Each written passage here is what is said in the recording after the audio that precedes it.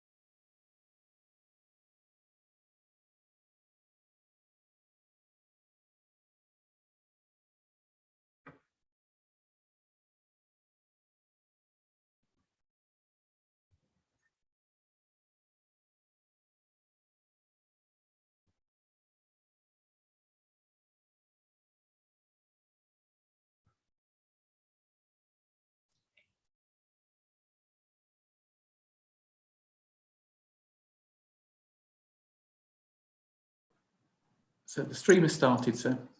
Right, thank you, Andrew Marsh. Well, good morning, everyone. Welcome to day 4.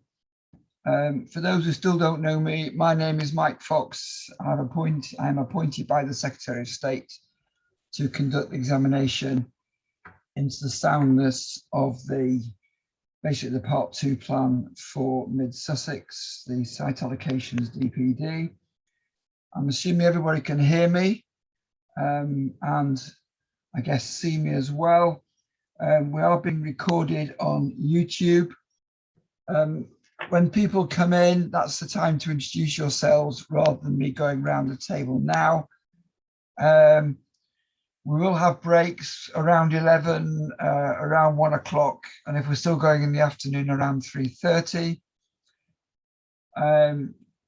Just on the housekeeping side, firstly, I've circulated an action note summary of the points that I think we've agreed so far. We'll keep that up to date.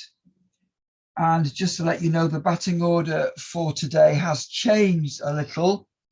We're going to start with SA16, St Wilfrid's in Burgess Hill. And that is to basically enable a key worker of the council staff to contribute who has to be somewhere else later in the day, and that's fine. And also SA23, Hanley Lane, Cuckfield, has been moved to the 11th of June, and that's to enable parties more time to respond to Cuckfield Parish Council's late submission. And we'll then go through the list as before. So it'll be 14, 15, 17, 21, 31, 33, and 27. So unless there are any points of procedure that anybody wishes to raise, or unless my program officer has anything she wishes to say at this point, then we'll go in with SA16, St Wilfrid's. And as usual, I'll just summarise what the parties have said. So the council informed me that master planning work is ongoing, that the Catholic Diocese is keen to secure the relocation of St Wilfrid's Primary School, that access exists, there is no conflict with the Burgess Hill neighbourhood plan, there are no significant infrastructure requirements, no showstoppers, it's in a sustainable town centre location, and any contamination will be assessed at the planning application stage. Judith Ashton Associates say there is a question mark over the ownership, so that's something we just need to sort out in a few minutes. Also, the relocation of the primary school, they say, could affect deliverability of the site for housing. Dentham Homes say that the relocation is required first to school. I think we all agree on that. But their other point is there's no evidence to justify a relocation of a large number of dwellings within the next, maybe 200 in the next 5 years. Andrew Black Consulting, they say there's insufficient evidence justifying development of the whole site within a 5-year time frame. Those are my initial comments. Is there anything else that the council would like to say by way of introduction?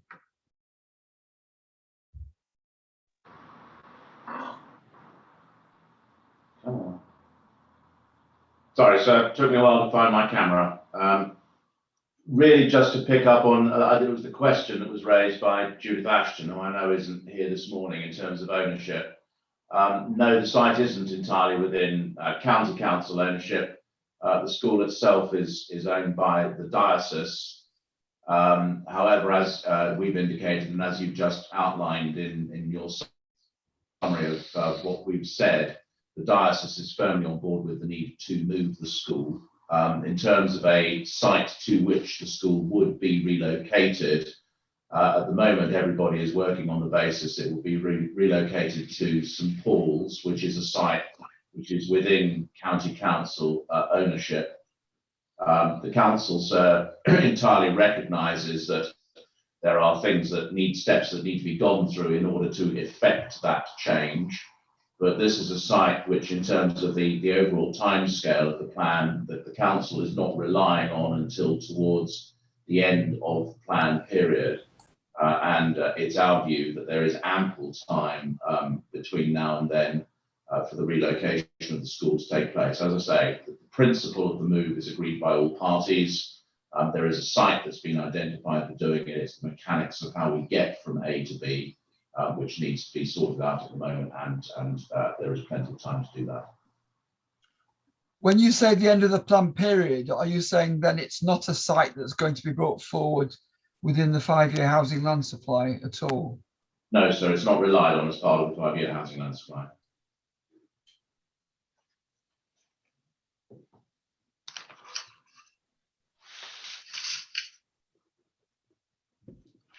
Thank you for that. Right, do I have any of the other parties here? I haven't got Andrew Black as far as I can see. Actually, I ought to put my little note on. I am here, sir. You are here. Excellent. Is there anything you would like to add? Because you, again, I think were questioning. You've heard from the council that, in fact, it's not being relied on for their 5-year housing land supply. Were there any other points you wish to make? The only other point, sir, I mean, you have our submissions on this. In the previous Reg 18 and Reg 19 version of the plan, sorry, I was trying to dig it out just then, there was a requirement to re-provide the emergency services accommodation in a new emergency service centre, either on site or elsewhere in the town. And I don't think that now features in the wording of policy SA 16. So I wasn't sure whether that was something that has been now rectified or not, but I couldn't see any reference to it. It may have done, and might be something the council can provide you comfort on, sir. Yeah, that would be helpful. Thank you for that. Do we have Denton Homes here? Don't think we do. We don't have Judith Ashton Associates. Okay. Your point about emergency services, I wonder whether anybody from the council can help me on that. You deal with that. She's on the line, so if she turns her camera on now, she can provide the answer. I've just noticed Richard Skelly as well. I do apologise, Mr. Skelly. I'll bring you in a minute. Good morning, sir. If I could just explain, the allocation that's being put forward as part of the site's DPD relates solely to the St Wilfrid's school portion within the Brow. However, the policy picks up on the wider neighbourhood plan allocation for the wider area of Brow, which includes the emergency services. So there is some crossover in the policy text, but that relates to Burgess Hill Neighbourhood Plan Policy TC3, which relates to the Brow Quarter as a wider area. And in your view, is any of that going to prejudice the delivery of this site within the plan period for housing? The 200 units relates solely to the school site, which could be brought forward separately if required. However, the council has an aspiration that the wider site is developed as one in order to achieve the best possible outcome. And is the wider site for other uses, or is the 200 dwellings not the complete picture for this whole site? So the 200 dwellings relate solely to the school site as part of the site location for SA16. However, the wider neighbourhood plan area includes housing and mixed uses. So there's, as Mr. Black referred to, the emergency services and other uses, as well as 100 residential units proposed as part of the wider Burgess Hill neighbourhood plan allocation. So this site could potentially deliver 300 by the end of the plan period then? The wider area, which includes the neighbourhood plan, yes.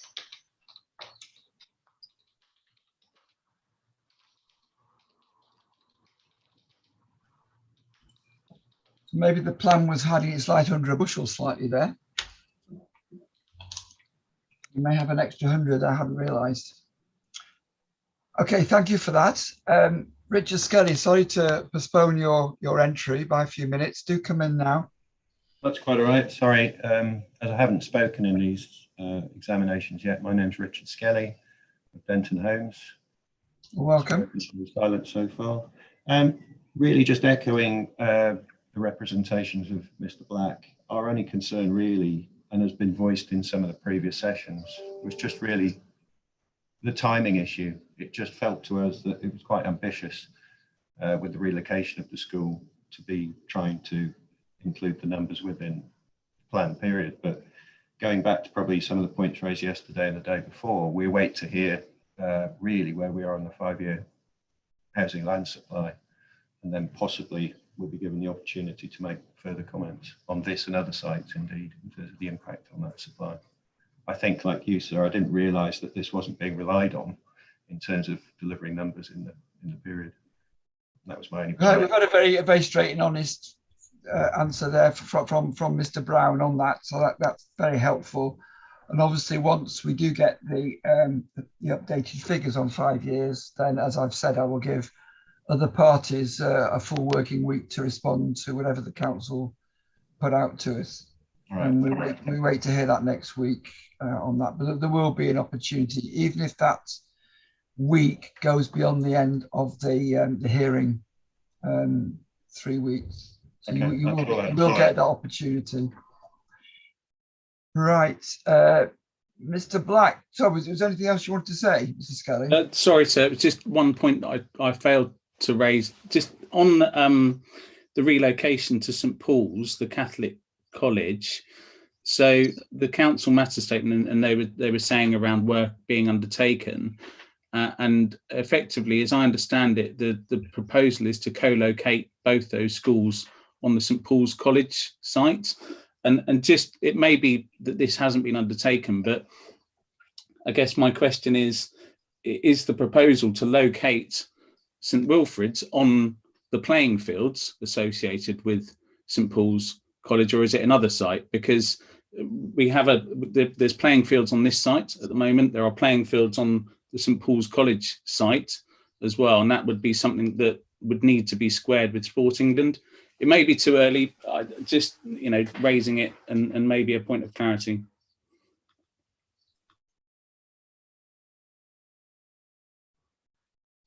Do I have any? Thank you for that. Are there any other comments before Mr. Plant, do come in. Josh Plant. Morning, sir. Josh Plant, Gladman Developments. We just want to reiterate Mr. Skelly and Mr. Black's comments.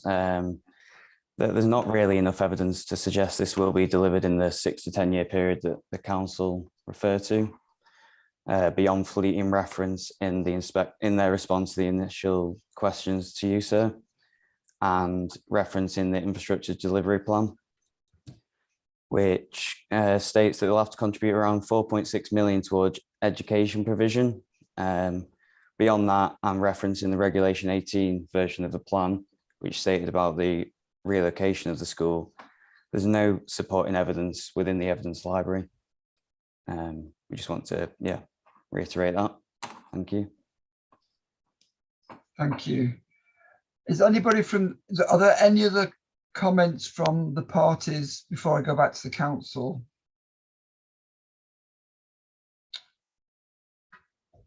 I wonder if either Mr. Brown or Mr. Marsh or somebody in the team could give me some more comfort, I guess, that this site is going to be developed within this period. How confident are you that we're going to get the relocation in and the financial aspects sorted out?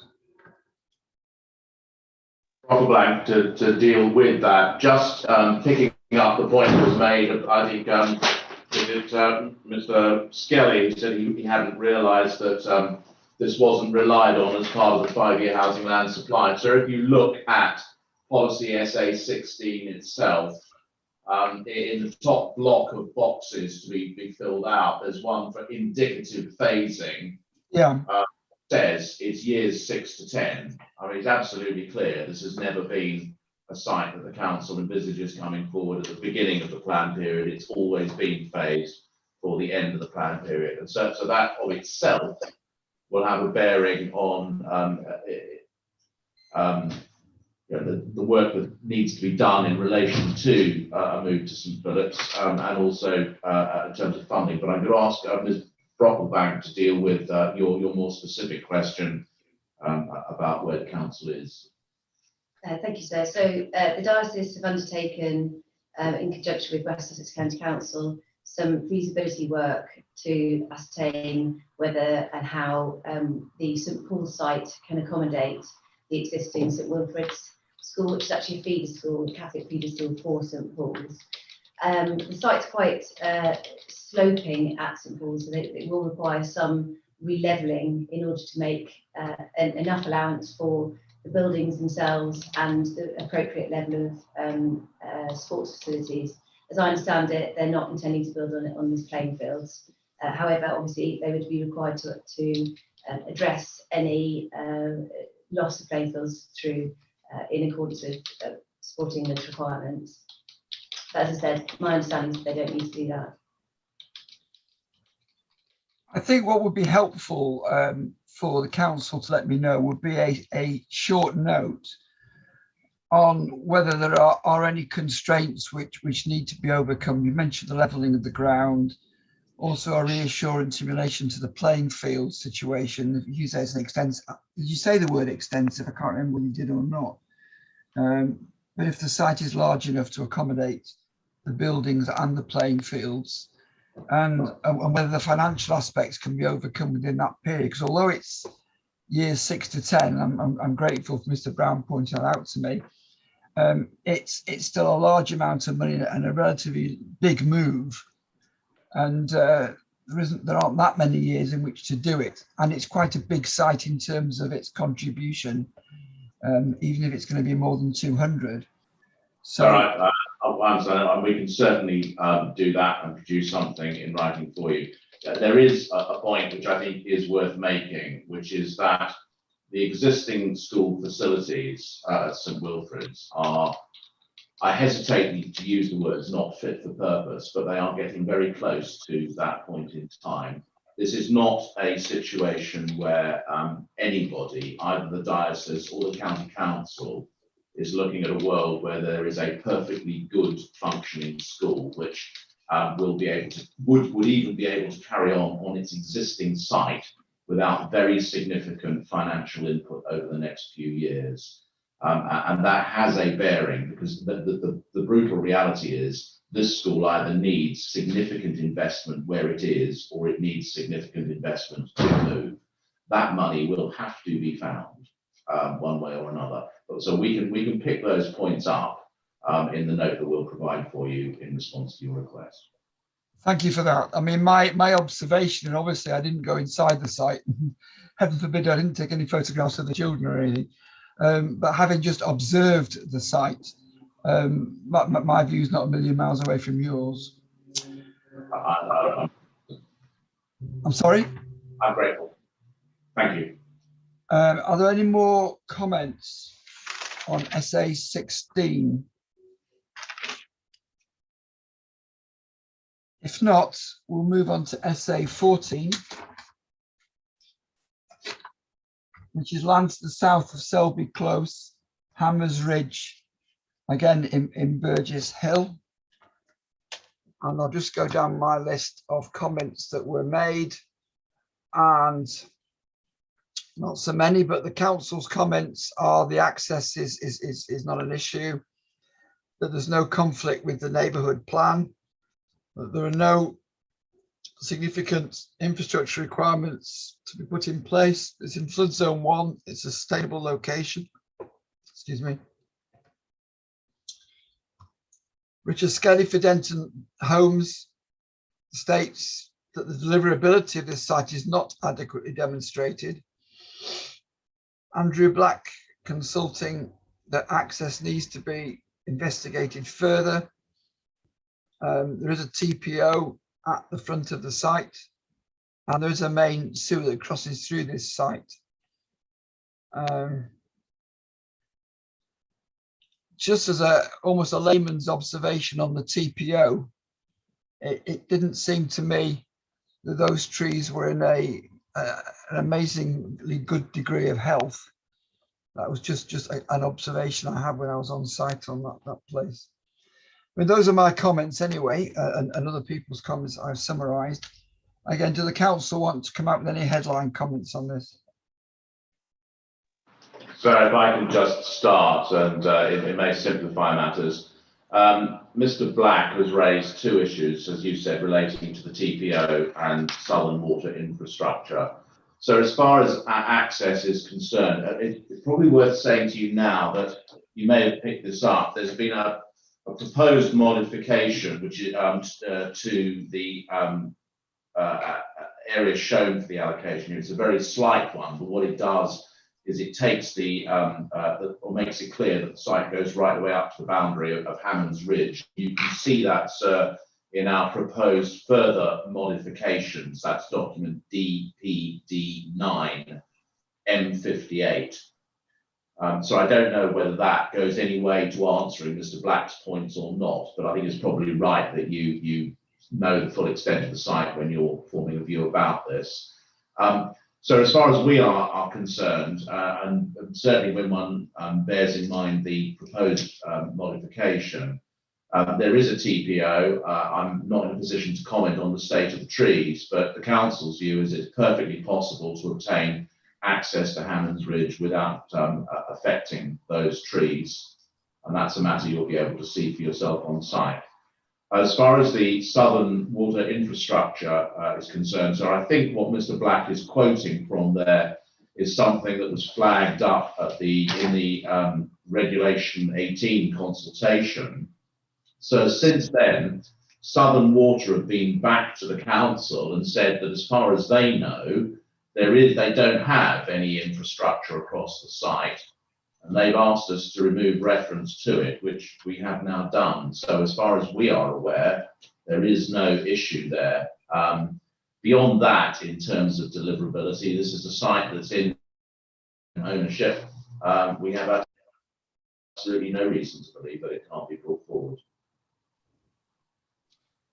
Mr. Black, would you like to come back on that, or are you happy with the explanation you've been given? No, I'm grateful for the clarity that's been given there by Mr. Brown. I think that's helpful to you, sir. It's helpful to me. Hopefully, it's helpful to everybody else. So, are there any final comments on SA 14?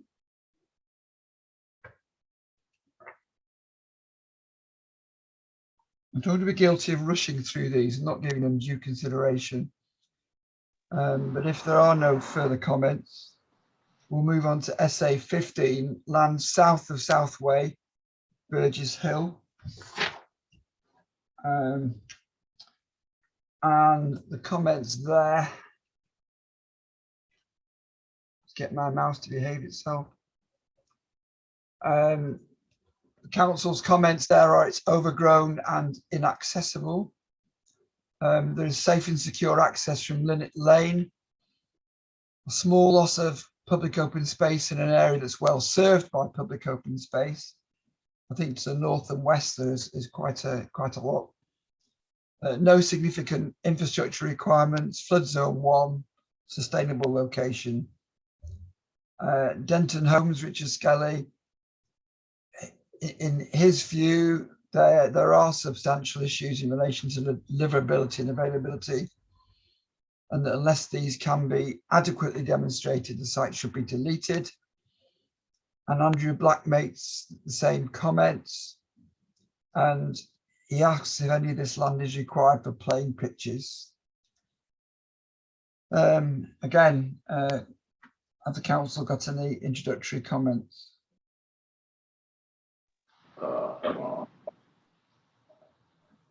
Sorry, sir. So I think on this, it might be helpful if I heard some of the other participants first, other than to say that as far as we are aware, this site is not sports pitch, has never been sports pitch, and there's no issue of re-provision of sports pitches involved.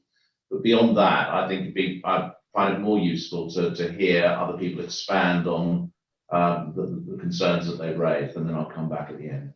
That's fine. Right, so do you want to put your hands up if you want to say anything? Right, Andrew Black.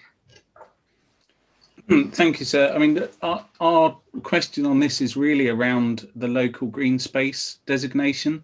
And I've been down a bit of a rabbit hole on this, trying to exactly find out why it was designated as local green space in the first instance. And I have to say, I haven't pulled that through. And I think in terms of that local green space, it's important for the council to set out why that was designated.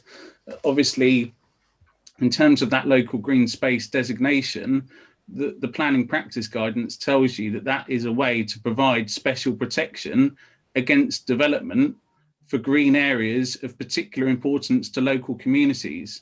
And I mean, I'm not speaking on behalf of the local community there, but I would just question whether there is what role that site plays in terms of importance to local communities. And then I take on board what the council have said about access, and I have actually been down there since I wrote my reps, and that, you know, it's effectively very heavily treed, and in terms of access, the planning practice guidance then states again, designation does not in itself confer any rights of public access over what exists at present.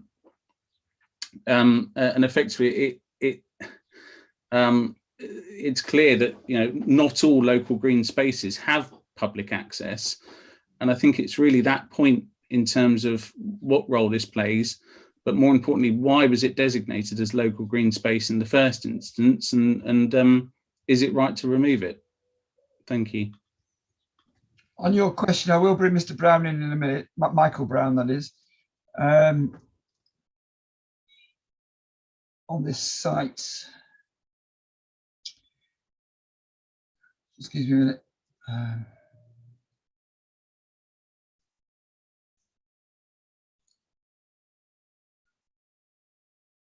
I'll come back to that when it's clear in my mind. Michael Brown. Good morning. Good morning to you, Sir. Michael Brown from CPRE Sussex. I'm not sure whether there is anybody from the Burgess Hill Town Council here this morning, but they put in a very detailed submission to you. And if Mr. Carpenter happens to be from the council, it might be better to hear from him before me, sir. But I'm not sure whether there is anybody, a council representative or not. They certainly had the opportunity to appear if they wanted to. Yes, I just don't know who Mr. Carpenter is. They're not down on my list that I can see. Fine. I mean, thank you for being courteous and giving somebody else a chance to come in. I think Mr. Carter is from N-Plans, Sunley. So, well, he has his hand up to speak next. So, well, perhaps I'll forge ahead, if I may. Yeah, you forge ahead, and I'll let other people come in a minute. Yeah, Mr. Carpenter, if you wait a minute, I'll have Michael Brown now. Right. Well, thank you for hearing me, sir. I don't know the history of how this particular area came to be designated as a local green space, but the fact is that it has been one of 4 local green spaces within the urban area of Burgess Hill Town. Local green spaces are special and precious areas for wildlife as much as for humans, and there is evidence within the Burgess Hill Town Council representations to you as to the nature of the kind of wildlife that there is in there. Whilst there is a lot of green space around Burgess Hill within the urban area, it is a rare and precious resource.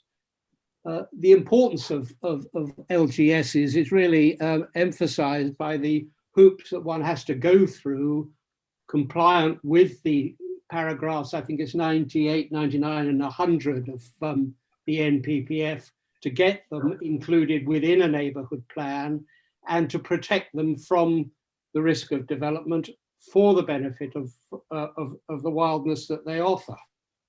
I think it's not like other greenfield sites. It is a special area intended through the hoops that you have to go through to keep it wild and keep it open. So, do you have any views of the quality of the site from your point of view? I mean, well, you know the site. What's your advice on the site? It is a pretty wild site, and a lot of it, and it isn't all open to public access, but it isn't required to be open to public access. And the very wildness of it is the purpose of it. It's not. It isn't a sort of a neat park-like area. It is quite a wild area, and as somebody else has pointed out to you, Mr. Black, I think it is very heavily treed, and that is an important part of its purpose. Not only to protect the wildlife that is within it, but it's an important carbon sink. And whilst the conditions proposed on any development would include providing net gain, biodiversity gain, I think that would be an impossible thing to achieve in practice. You can't cut down a lot of mature oaks and ashes that exist there and replace them with newly planted little trees and preserve preserve the wildness of the area, preserve the importance of the area as a carbon sink within an important within an urban area, and it just seems to me that it's incompatible with the purposes of the whole hoops that everyone's had to go through to get this area designated as a local green space, which is meant to be a long-term protection for it, and then within a matter of a year or two, turn around and say, well, let's take half of it and build on it. Paragraph 101 of the NPPF emphasizes that once an area has been designated as a local green space, it has to be treated in the same way as green belt in terms of its protection from development. And I question whether, I don't think the council has actually properly been through the same processes as is required for green belt in justifying its removal or removal of part of it from the designation and building on it. I think it's an important resource for the people of Burgess Hill. It's the evidence that you have from the council is that it's much appreciated by local people, and I don't think it should just be turned upside down when there are clearly other sites being offered up for development that would be arguably more sustainable than the important role that this particular site has within Burgess Hill's framework. Thank you, sir. Thank you for that. Martin Carpenter, thank you for your patience. Do come in. Thank you, sir. Can you just check that you can hear me okay? I can hear you okay. Thank you. Can I just clarify an earlier point that was made about whether it's been used as a sports pitch? I know Mr. Brown clarified that on behalf of the council. But can I just say, can I just confirm that it's never been used as a sports pitch? And in relation to its former allocations, that you may have picked up in the submissions that the site's been allocated historically, and when I say historically, in the last 25 years or so, initially for a junior playing field for the rugby club, which is located a little bit to the north. You may have spotted that, sir. Yes, So going back 20 or 30 years, it was actually a requirement to be allocated for that purpose in an earlier version of the Burgess Hill local plan. It then was allocated for commercial use when the need for the junior rugby pitch fell away. That then fell away, the commercial allocation. And as we've just heard from Mr. Brown, the neighbourhood plan, the Burgess Hill neighbourhood plan, identify it as, it's important to make this point, sir, it's part of one of the local green spaces in the neighbourhood plan. It's the southern part of area 2, which extends to include the publicly accessible and district council owned land to the north, which comprise, I think it's known as Sparrow Wood, forgive me for if I've got that wrong, but it's the woodland area immediately to the north and west of the sort of the cul-de-sac that's Southway. And there's a network of footpaths that link the existing residential development into the newer residential development to the west, up to the distributing road, and then beyond to the Green Crescent, beyond that, which is also district council owned land. So there's a network of accessible and well-used footpaths and cycleways. And there's the rugby ground, and then there's beyond that, there's the allotments. And so there's that sort of swathe of quite significant local green space, of which this particular site forms a part. And I wouldn't want you to think that, from what you've just heard, that this is one of the local green spaces. It's part of one of the 4. I'm not saying for a moment that therefore doesn't meet, you have to meet the tests of dealing with local green spaces. Of course, sir, you do. And in my submissions of May 2021, where we dealt with the masses issues and questions that you identified in relation to the various site allocations, I addressed under, I think you asked about in item 3, any conflict with the neighbourhood plan, and we set out there our comments on that, and drawing your attention to the guidelines at para 100 of the MPPF in terms of the qualities you're looking for in terms of local green spaces, and it gives you that range of sorts of significance that you're looking for to give it that status, really, including, for example, I don't need to repeat this. Am I going on too long? Am I okay to talk? No, you're fine. You're fine. Okay. You'll be familiar with them, but it includes, of course, and sets out beauty, historic significance, recreational value, including as a playing field. We've just touched that. Tranquility or richness of its wildlife. And it's clearly those are judgment calls to be made on identifying whether this particular part of this local green space meets those requirements. And that's really a matter for you to judge. But if you think of what its contribution is to the community, it's a private, inaccessible piece of land. It has ecology and biodiversity on it. Of course, that will need to be addressed, and we've dealt with that in the submissions that we made earlier to the council in relation to the ecological survey that was undertaken, and how this particular proposal could be addressed. And I think an important aspect of the allocation is that for the first time, some of this site, part of this local green space, will be publicly accessible. And I would say the area to the east is where it creates the buffer to the employment land to the further to the east. It includes the mature group of TPO trees, and it creates an opportunity to significantly improve the public footpath which crosses the site, which is at the moment is rather unattractive sort of tunneling effect to visit. I'm sure you've been there. And there's an opportunity, as the council have identified, to improve connectivity through the development of the site, which, as I've said, has had something of a checkered sort of allocation to know what exactly to do with it. And it seems to me this is an opportunity to deliver some significant enhancements in a sort of combined way, additional housing and some good open space, publicly accessible, plus those local connectivity enhancements.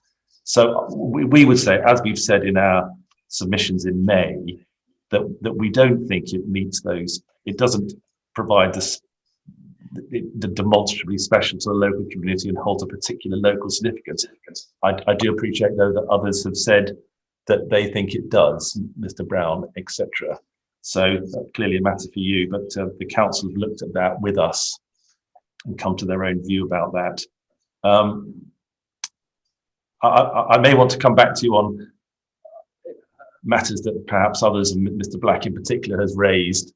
But so if I have the opportunity to do so, but for the moment, I think that's all I wanted to say about that neighbourhood plan point. Can I ask you how important you feel that site is as a link-up site, as part of a chain of sites? What would be the impact if that function went? And secondly, you heard Michael Brown talk about mature oaks and ashes and the carbon sink contribution. How important do you think those two factors are that I should take into account in this? I think are you asking me what value I think the site as it currently had, what the site currently has as a contribution? The value as it currently now is in its kind of wild state, if you like. Yes, I mean, wild isn't one of the adjectives used in para 100 of the PPG. Personally, I don't think it makes a significant contribution because of its condition. I appreciate absence of public access is not a critical factor, but allowing people to enjoy that space as part of a wider local green space, which is publicly accessible and has already been managed to that effect and well used by that western side of Burgess and that community. I think that's an opportunity that perhaps shouldn't be missed. I personally don't think it makes a significant contribution. It's unmanaged entirely, and I think it would benefit from proper management in the form that we have proposed and the council proposes. I think the footpath is frankly rather threatening. As it now is. As it now is. Well, I don't know whether you. The tunnel effect. I know what you mean by that. Yeah.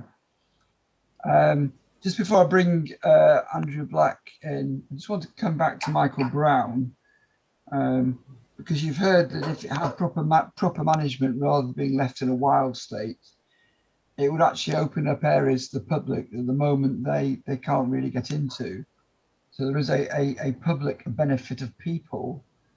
I don't know whether it's people versus wildlife, but what are your responses to what you've heard, Michael Brown? Well, it sounded to me as though Mr. Carpenter was suggesting that it was the job of this exercise to re-examine the designation of the area as a local green space. That's a settled matter, it seems to me. And the questions that are being asked now about whether it's important or not have already been answered. After a careful and detailed process through which its designation within the neighbourhood plan, its approval by Mid Sussex as part of the neighbourhood plan process, and its the referendum and adoption are all part of a process that has given it a status. And maybe it is a question of people versus wildlife to a degree. I don't think this is an area which was designated in order to be managed by humans for their benefit. It is a green space principally for the benefit of the wildlife that is there. And the humans enjoy it for the wildlife that they benefit from sharing it with. The evidence from the town council includes references to a number of species there, not least of which was nightingales. Nightingales and planning processes have a complicated history, as anybody who's dealt with remembers a problem down in the Farthinghoe Barracks near Dover in Kent will remember, where somebody wanted to put a large development which was stopped because of the concern for the protection of the wildlife there, and principally the nightingales. I think that you have to draw a line between where it's appropriate for humans to be, for us to be developing, and where we have to leave space for other creatures. That line was drawn when the local green space was designated. Just before I bring in Andrew Black and Martin Carpenter again, I just wonder from the council's point of view about the status of this LGS in a neighbourhood plan, how you see that squaring up to it being, as it were, overridden by a local plan proposal in the plan I'm looking at now. I don't know if Paul Brown or Andrew or any rest of the team could help on that one. Right. Start off, and if I miss anything out, then it's Jennifer Hollingham who knows particularly about this site, and she can come and sweep up after me and tell you all the things I've so I mean, Mr. Black starts out by saying, well, the council needs to explain why this site was designated, what role it plays. And I noted Mr. Brown's reference to the plan being approved by MSDC. You will appreciate that this is a neighbourhood plan. It's made by the town council. Beyond what is set out in the plan itself, beyond reading the examiner's report, I'm not sure that the council can contribute very much to why it is that the town council considered this appropriate for designation. Obviously they did, and in doing that they will presumably have applied the NPPF tests.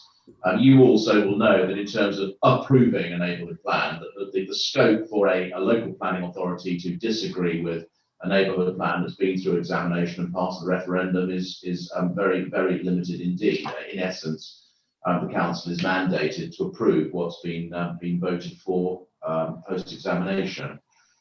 What I can say in terms of the way the district council has approached this, and so this goes back to not just the NPPF, but also the PPG. And so in particular, reference paragraph 7 of 37, so 37.007. Designating any local green space will need to be consistent with local planning for sustainable development. In particular, plans must identify sufficient land in suitable locations to meet identified development needs, and the local green space designation should not be used in a way of undermining this aim of plan making. I'm not suggesting for one moment that when the town council designated this area as green space, they were seeking to undermine plan making.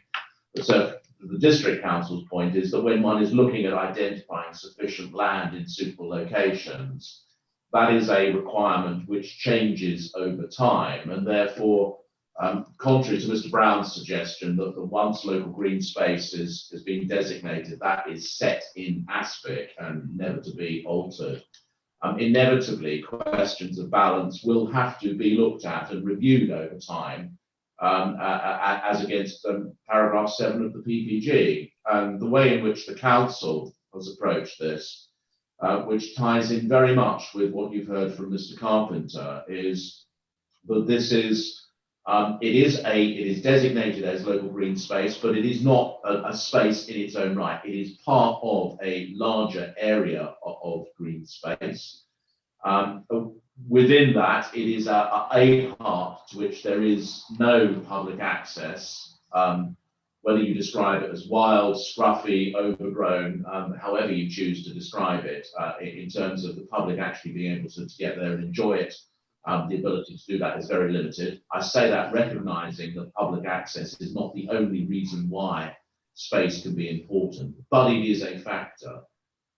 In the balancing exercise, the council has also taken into account the wider availability of open space playing fields in the area, which is, as Mr. Carpenter has indicated, quite extensive, particularly when one looks, for example, playing fields in the vicinity. The council has also taken on board the fact that one of the consequences of the allocation is that an area of the site, the triangle you see at the bottom right of the allocation drawing on SA 15, would in fact then be made accessible to the public.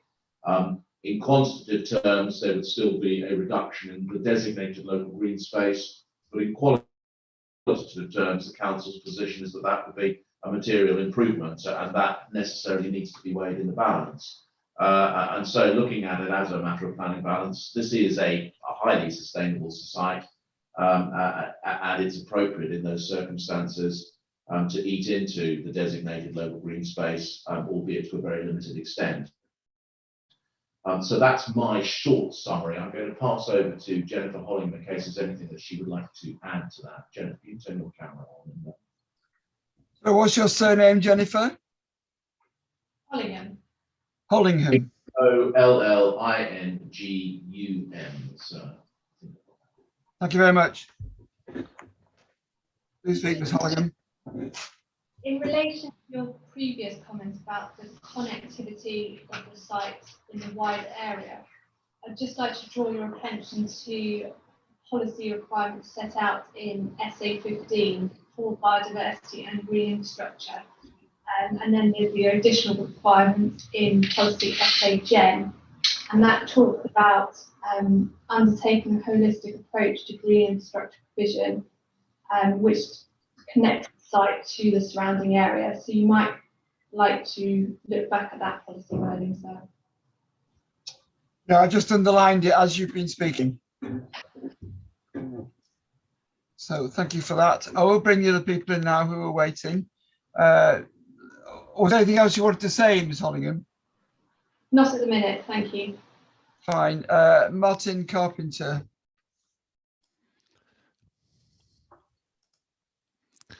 Thank you, sir. I've put some mics, some headphones on because I couldn't hear that well for some reason. Could I just try and assist you? If I could point you to, I mean, you don't have a million documents, but perhaps you make a note that our response to your matters, issues and questions in our submission of May 2021, para 2.15. Just give me your reference on that as well. Okay. Well, it's our submission to your matters, issues and questions. You'll have a representative number. I will. I'll have to give you that in a second, or I'll invite. I apologise. It seems like I've missed it out when I went through my list of recording what people had said. I obviously missed yours out there, so I do apologise for that. So I do need to know what it is so I can go back and read it properly. Of course, sir. I don't know whether Mr. Brown could assist. I'm just going through now the list I've got here. Actually, I think I might be 594. Oh, wow. So on the list of those participating today, N-Plan Sunley Homes are down as Rep 701. I don't know whether that is the reference that you want or need, but I will double check that's the right rep. I think it is, but Mike, I've just sent you a copy of the statement. Just sent you a copy now. Thank you. Thank you very much. It's not down on the list I've got of hearing statements, which I've got on one of my other screens. That reference number is not there. I'm just looking at your time where N-Plan and Dunley Estates are actually the first participant in the session today, and that's given the number Rep 701. I don't know whether that number is correct, but I assume it's come from somewhere. Right, I've just got a little problem with this in that the actual list which the public have got access to on the hearing statements, there is not a 701 down under matter 3. This is your published timetable for the examination hearing. Yeah. Which is I'm just concerned that I'm not giving due justice to this particular representative, and I want to make sure that I amend the error of my ways and I read it up sometime in the future. But if it's 701, but anyway, we can look into that, and thank you to my program officer for forwarding me documentation. But Mr. Carpenter, do feel free to continue. Okay, thank you for that. Are you telling me that you've got the document I've also got in front of me? Well, I've just been sent the document. Hopefully, okay, fine. It doesn't. You'll be able to read that in due course. It's not a lengthy submission, I can assure you. But in relation to this matter of the local green space, just a bit of it might assist insofar as the justification for this particular area. Area 2 is the one that you appreciate we are part of. Area 2 being one of 4 local neighbourhood local green spaces in the neighbourhood plan. And what the examination inspector invited the town council to do in his recommendation to them is to give some justification or explanation as to why each of the 4 sites were, what were the reasons for their designation.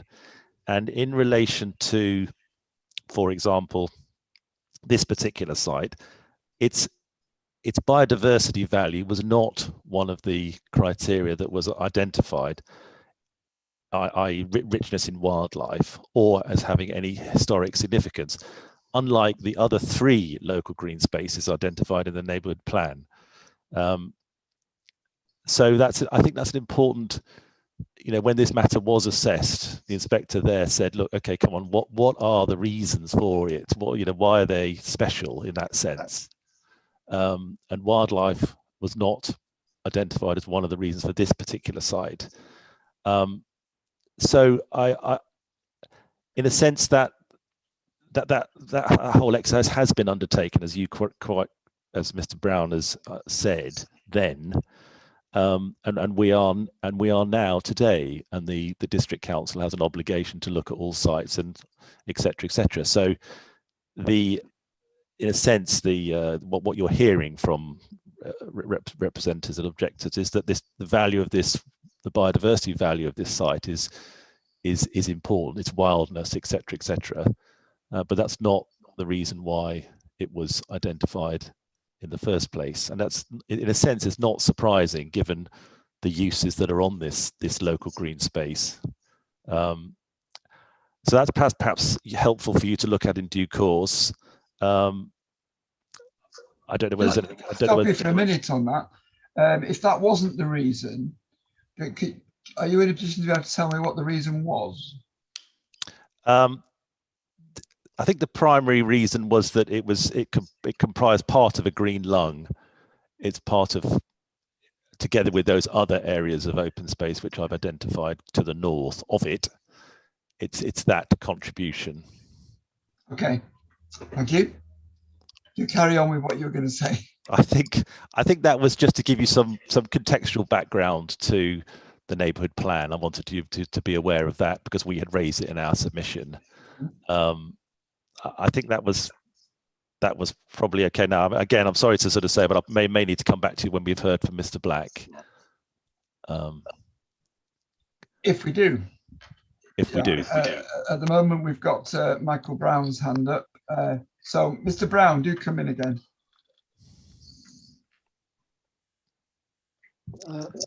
The only purpose of this intervention is to say that I have not seen the submission that Ms. Clancy has just forwarded to you. It doesn't appear, I think, on the public website.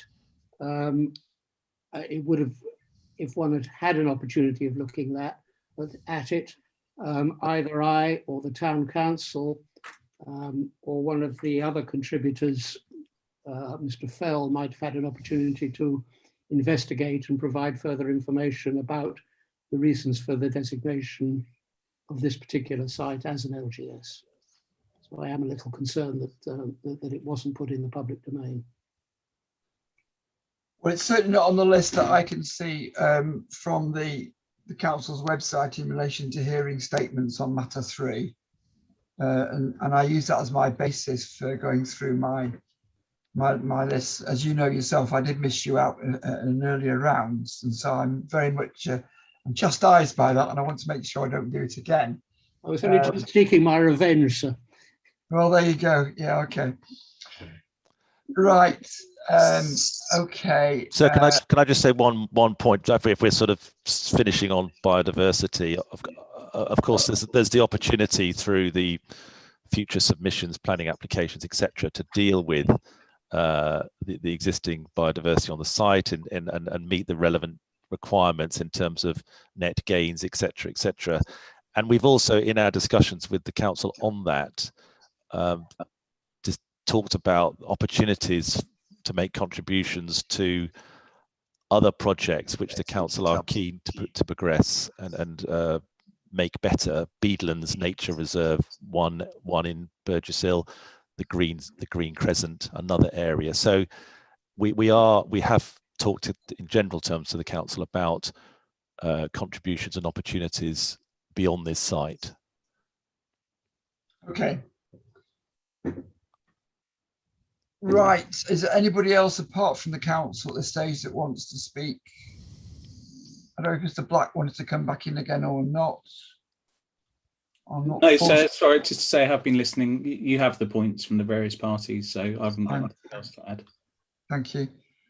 Can I just have the council on again on this? We've got a potential problem here if this statement has not been put on into the public domain. Presumably, if it was written in May 2021, then I presume was it within the deadline? At the moment, I don't know the answer to that. I'm not sure. We're scratching our heads to work out when it was received, if it was received, and so I'm getting messages to say that we've not actually seen this representation. But Charlotte, yes, I was going to say earlier on. I don't know. I mean, I can't really check now because I send the statements in WeTransfer, but as far as I'm aware, the statements would have been in there, but they've not been published. I mean, the council obviously think that they didn't have it, but I can go back and check, but it hasn't been published. But I believe it should have been in the WeTransfers to yourself as well, Mike. So that's something we would need to check. I mean, I don't at the moment, frankly, it doesn't matter where the fault lay. It's obvious that something there's fault anywhere, and it may be that there isn't. But somewhere along the way, something has slipped, and we're now in a position of deciding how we need to deal with that. And it may be, sir, I mean, I'm always reluctant to push things back to another day, to the back end of this examination, but if in the interest of fairness, that's what we need to do, it may well be that you need either to allow Mr. Black, Mr. Skelly, Mr. Brown to put in a written response to the summary representations, or we make sure that they go out on the website and we just park this discussion today and come back and pick it up again at another point towards the end of the inquiry, the examination programme. It is extremely important, and this is a point of fairness which cuts both ways, because in terms of objectors, obviously they need the ability to see it, but also Mr. Carpenter needs to make sure that his points have reached you and have been considered by you as well. So just trying to hold the ring of fairness all round, it seems to me that the sensible thing might be, without, as I say, casting blame anywhere and trying to work out how or why things haven't happened. The point is what we do to correct it, make sure this stuff is put on the website, make sure everybody who wants it obtains a copy, and then we decide whether or not we need to come back, or whether you would it would be appropriate for you to deal with it simply by written comments. So if I could, sorry, sir, sorry. No, go on, Mr. Carpenter.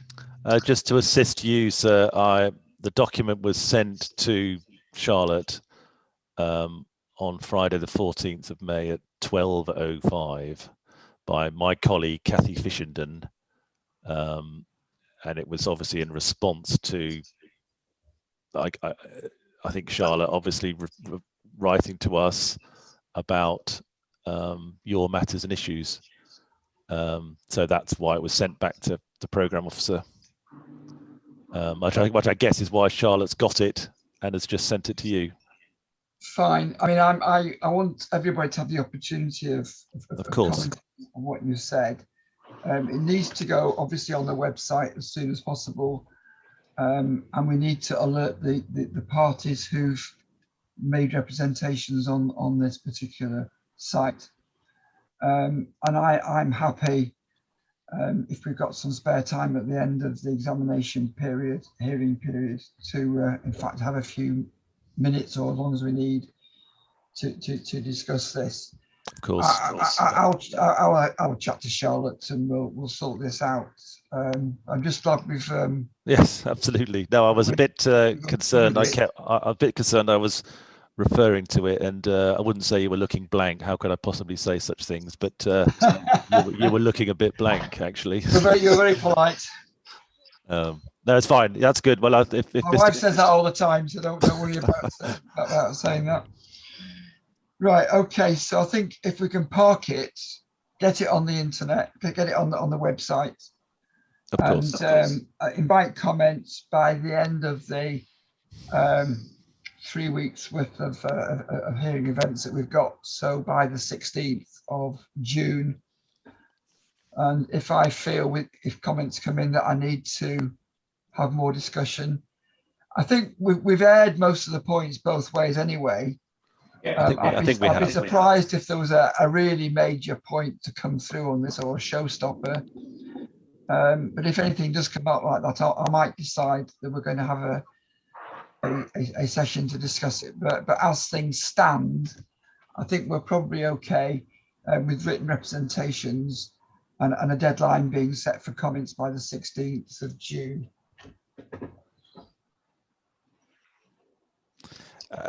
Just procedural point. If in the likely scenario that Mr. Brown or others raise something that we are troubled by, would there be an opportunity to us to say anything on those comments?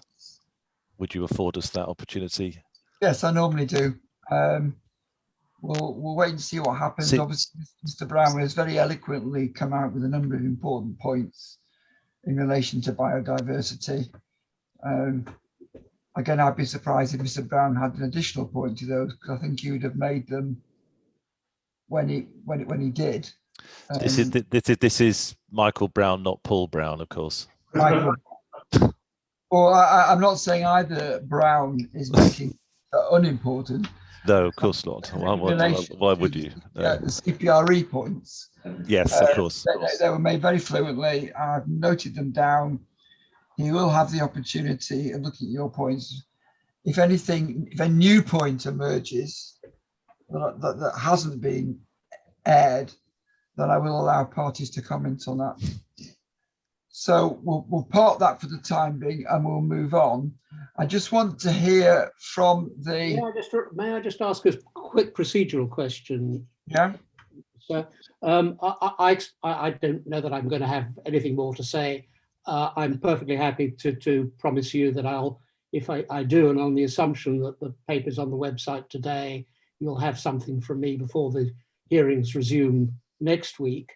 The procedural question is whether or not Ms. Glancy is going to notify the other representatives who've made representations in relation to this site, the town council and Mr. Michael Fell, or whether how they would become aware that the further document. I think in the interest of fairness, those parties that you've mentioned should be informed. I will chat with Charlotte when we come to a break about the way forward on this. Sorry, somebody. Sorry, go on. No, I'm done. Thank you. I think I was just a technology there, a gremlin. Sorry, sir. Just for my satisfaction or comfort, could Charlotte confirm that she sounds to me like she has, but just so I can hear it, confirm that the subject document was in fact sent and received. I appreciate the council have not seen it for whatever reason, but I just want to make sure that it was duly submitted. I think she said that already, but. Oh, did she? Sorry, Charlotte. Charlotte, I shouldn't be saying what. No, it was, and also I did respond to Kathy's email as well. Yes, I thought you did. Yeah, no, I thought you did. Yeah, yeah. Okay. Because these things happen with the best will in the world, in virtually every examination I do. So yeah, no, it's fine. Absolutely nothing new. In fact, if anything, we've got a better percentage than most, I would say. So right, I'm going to move on. In fact, we've got time for the next one on the list. So we're now going to Woodfield House, SA 17.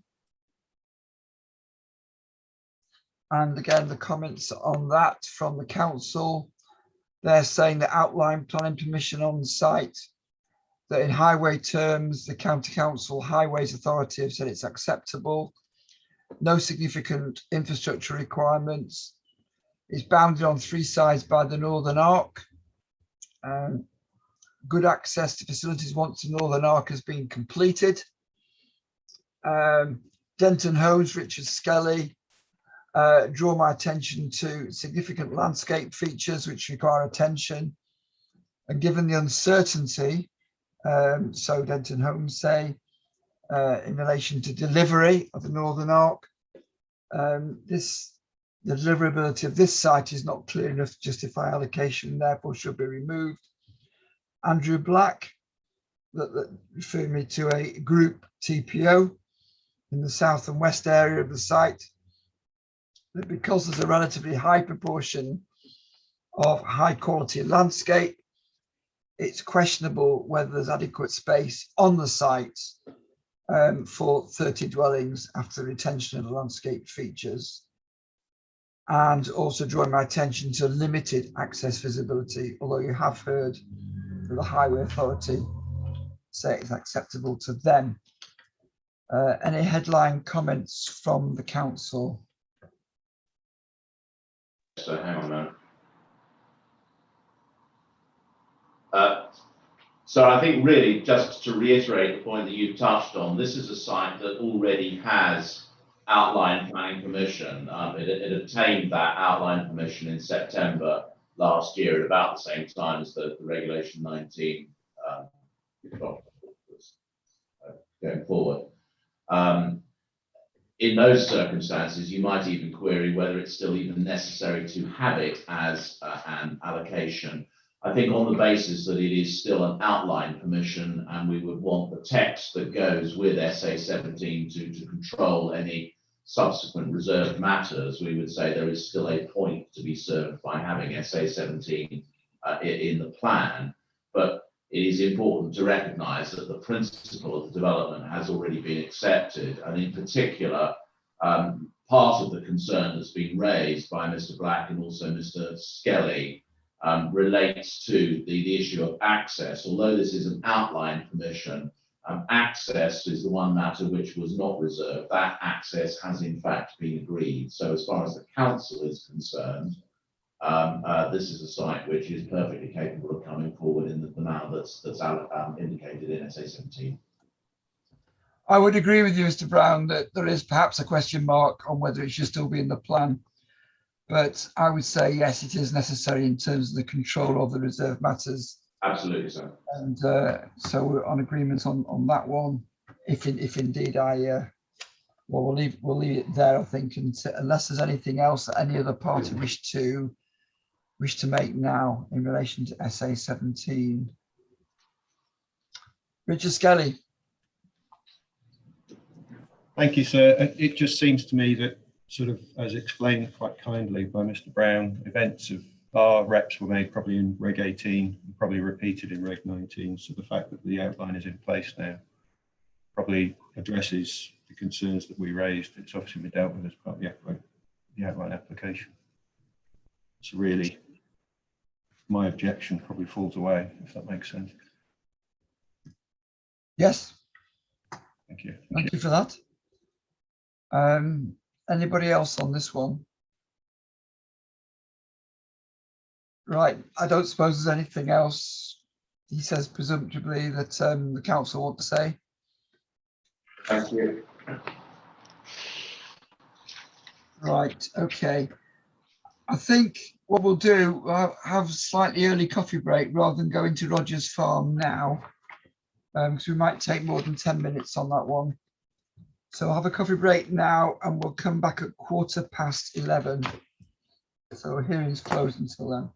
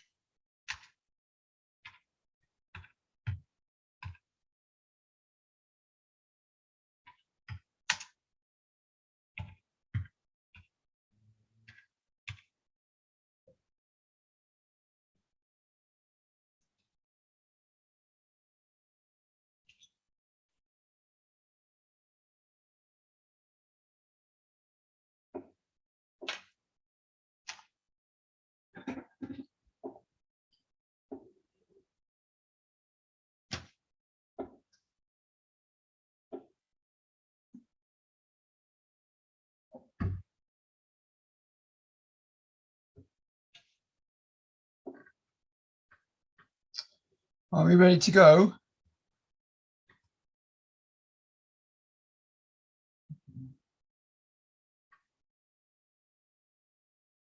Yes, sir. Okay, well, welcome back, and we come on to site SA21. So we break away from Burgess Hill, move to Haywards Heath, and this is a site at Rogers Farm, Fox Hill, Haywards Heath, 25 dwellings. And the council say there is safe and secure access from Lunces Hill, that it's not considered that the development will erode the gap between Haywards Heath and Burgess Hill. No conflict with national policy, no significant infrastructure requirements, no transport issues with the Highways Authority, flood zone 1, no significant living condition issues, and no significant landscape impacts. Katie Lamb from DMH Stallard for Sigma Homes. No constraints to development on the site, makes an important contribution to meeting housing needs. Can be implemented within 5 years. A single owner committed to development on the site. The neighbourhood plan predates this plan anyway, and no conflict with national policy, no showstoppers. Sufficient capacity in the local highways network without the need for additional mitigation. The site will be screened by mature tree hedgerow plus landscaped area. Again, therefore little impact on amenity or living conditions elsewhere. It's on the edge of a category 1 settlement, no known contamination.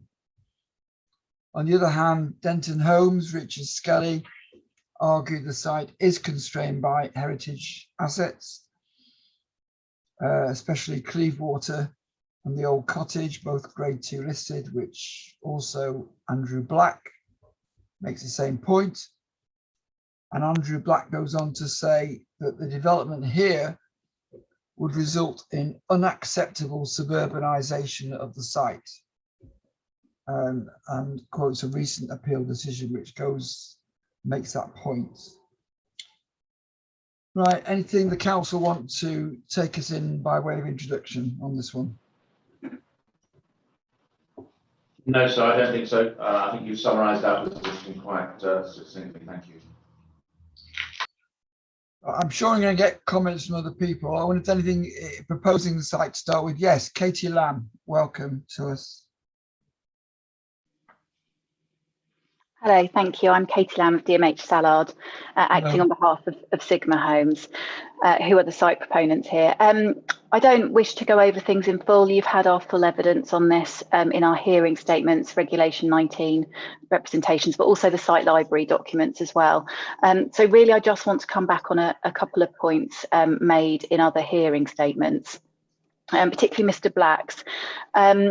Now, I know Mr. Black has commented on pretty much all of the sites in the SADPD, so I think we have to consider with what interest that is and what weight should be given to it. Furthermore, he does make some fairly confident assertions about the development of this site, but I should note that Mr. Black was the agent for the previous scheme and the appeal that he refers to, so he clearly believed that at that time it was a sustainable and suitable site for development. We hear about in his statement about heritage impacts, and he refers to 3 paragraphs in the previous appeal decision. Just a couple of points to note. My reading of that appeal decision is those 3 paragraphs are related to the location of the site in respect of its suburbanisation or otherwise, rather than heritage impacts. And of course, that appeal decision was determined as a Section 78 appeal, but also it was in light of an application for 39 dwellings, considerably more than the 25 allocated here, with differences, for example, as more hedgerow to be taken out on the site frontage, and also prior to the substantial development of the site to the north, which is for 151 dwellings. That is now completed and clearly has significantly changed the character of that area. although I said I wasn't going to go back over our evidence, and I won't, looking back through the landscape and visual impact appraisal that we've submitted, you'll note that the conclusions of that are that the views of the site are well contained and highly localised, with the primary receptors only being for motorists along the road. And of course, motorists should have their primary focus along the main road and not to the sides. The concept master plan that we've submitted as part of the vision document that you will have seen shows the proposed concept layout and access points, which proposes very little removal of hedgerow and utilises mainly existing access points. And just quickly referring back to the heritage evidence that we've submitted, which was submitted at Regulation 19 stage when Sigma Homes became the site promoters. Previously, it was the landowner. And the specialist heritage consultant there notes that there is no impact on the heritage assets to the south by virtue of significant boundary treatment, and that the level of harm to Cleve Water is lower level of less substantial harm. And then if we come back to the appeal decision that was helpfully referred to by Mr. Black, at paragraph 28 of that appeal, even though that application was for 39 dwellings, the inspector considered that the public benefits of that scheme outweigh the less than substantial harm. Those are the only points I wish to make at the moment, but clearly if other people wish to come in, then I may come back at the end. Thank you. Thank you for that. Andrew Black, do come in. Yeah, thank you, sir. I think that was helpful from Miss Lamb there, and would agree with what she said. I think just to reiterate, our comments on this site really are to draw your attention to my client's emission site. I'm not going to take you to it. You have our matters statements, and it's really just the kind of site selection process. And we were just drawing your attention to a few matters. But yeah, I would agree with Miss Lamb. Actually, the comments on character within that appeal are more to do with character than heritage. So yeah, I would agree with what's been said there to you. Thank you. Thank you. Anybody else wish to comment on this? Katie Lamb, did you want to come back, or do you not put your hand down before? Sorry, my error, I didn't put my hand down. I'll do that now. Thank you for that. Did the council want to say anything at the end, or are you happy to move on swiftly to the next one? Sorry, I'm bearing in mind what Mr. Black said. I'm not sure that there is any longer an objection to this being put forward. You know, sir, you've seen from our point of view the council's position. I think there's one thing that I would need to deal with or respond to. It's the point about the previous appeal decision, and so I very gratefully adopt the points made by Ms. Lamb. There have been changes in the surrounding area. Critically, there are also significant differences in the nature of the proposal that's now being put forward. That was a decision in relation to a very specific proposal, and the council is entirely satisfied that the concerns addressed by raised by the inspector there could be addressed by a different layout on the site. As I understand it, Mr. Black seems effectively content with that is the case. Can Mr. Brown or anybody else help me with the date of that appeal, just the month and the year? I do have it in front of me, if that would be helpful. Yeah. It is a decision date on the 19th of January 2018. Thank you very much. That's very helpful. I had somebody else's hand up though. I just noticed. Was it Richard Scarlett? It's gone down again if it was. It was me, sir. I apologise, and I took it down again. No, that's fine. That's fine. Okay.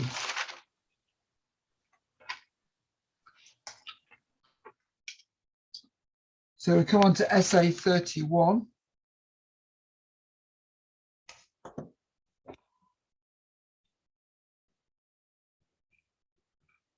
Go down to my notes on that.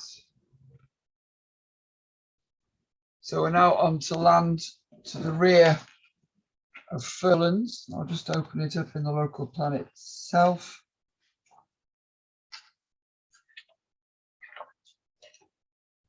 Ah, yes, this is the one site that I wasn't able to get access to. I did drive around various other places to try to get in. The one place I thought I might be able to get an access was actually a wall, so I couldn't see over that. So I've seen photographs of it, but I can't say I've physically, with my own eyes, seen this one. The council's view is that they're expecting an outline application this autumn, that there are no significant infrastructure considerations. It's going to have SUDs to manage the surface water runoff. Council state there's no significant impact on landscape quality. It's not located within or adjacent to any environment designation. That the policy SA31 does require protection and enhancement of biodiversity and outlines mitigation measures. That Skeins Hill is a category 3 settlement offering some key services.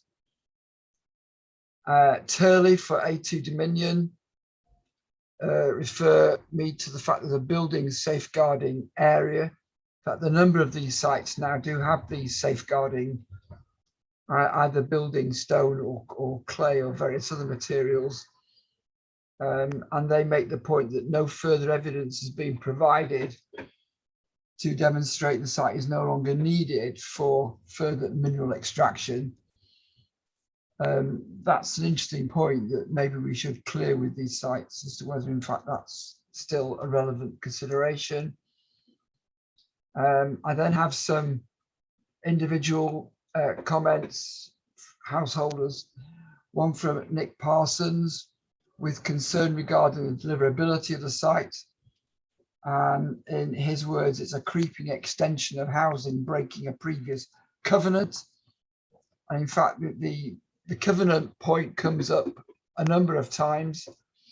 Matt Gay also states SA31 cannot be delivered sustainably in view of the existing covenant. Also, there's no public footpaths and very limited bus service on the A272. Then Cliven Sufani Aston, I hope I've pronounced your name right, Miss Aston. Forgive me if I haven't. The access was based on just 6 dwellings and that 20 dwellings being shoehorned onto the plot will be inappropriate. Again, referring to the existing covenant. Again, talking about creeping development into open countryside, lack of footways and cycleways. And Cliven Sufani Aston make an interesting suggestion that the site should either be deleted or the numbers should be reduced to something in keeping with the existing context. Andrew and Lynn Hain, I think again is how you pronounce Hain, forgive me if I got that wrong. And they say there are 2 restrictive covenants covering over 1/3 of the site. Again, they make the point there are no public footpaths on the highway and no cycleways, and are not compliant with paragraph 35 of the NPPF. Any response to those comments, particularly from the householders in the first instance, in relation to this allocation or proposed allocation at this stage? Well, actually, I've got Clive Aston who's put his hand up already, so I will take him. Mr. Aston, welcome to our proceedings. Do speak, do unmute yourself.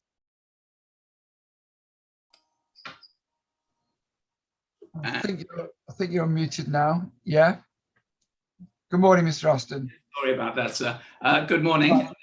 I'm Clive Aston, a resident of Downsview Close, which is situated on part of the original site that now encompasses SA31. I speak on my own and my wife's behalf, but with Have I got the pronunciation correct there? Is it Penny. Sorry? Penny. Penny. Sue Penny. Right, Sue Penny. Right, okay. Got it completely wrong. Sorry about that. Anyway. She's not here to listen, sir. The views I express, I think, reflect those of residents in Downsview Close and Church Road. I say at the outset that I don't have experience of planning law and regulation, and apologise if sometimes I may seem a little bit too lay in the comments I make.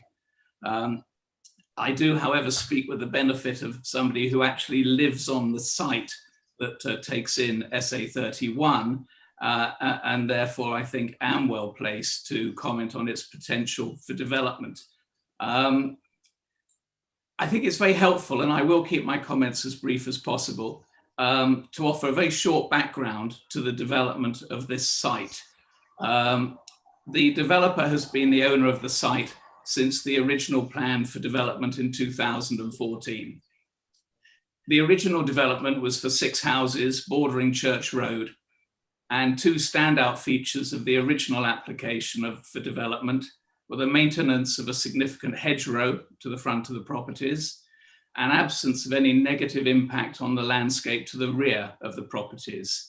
I believe that both of these are now placed in jeopardy by the plan. As experienced developers, one must assume that the developers, Denton Homes, appreciated the limits for the site when proposing the construction of 6 properties and with very limited access to the land at the rear. Indeed, they've acknowledged as much in writing since then by saying that they did not see the potential for development at the time. And this is no doubt why they configured Downsview Close as they did, seeing little need or scope for access to the rear. And I would submit that this is a strong pointer to the suitability of the site now. Since then, the developer has sought permission to build initially 1 and subsequently 2 further houses to the rear of the original properties.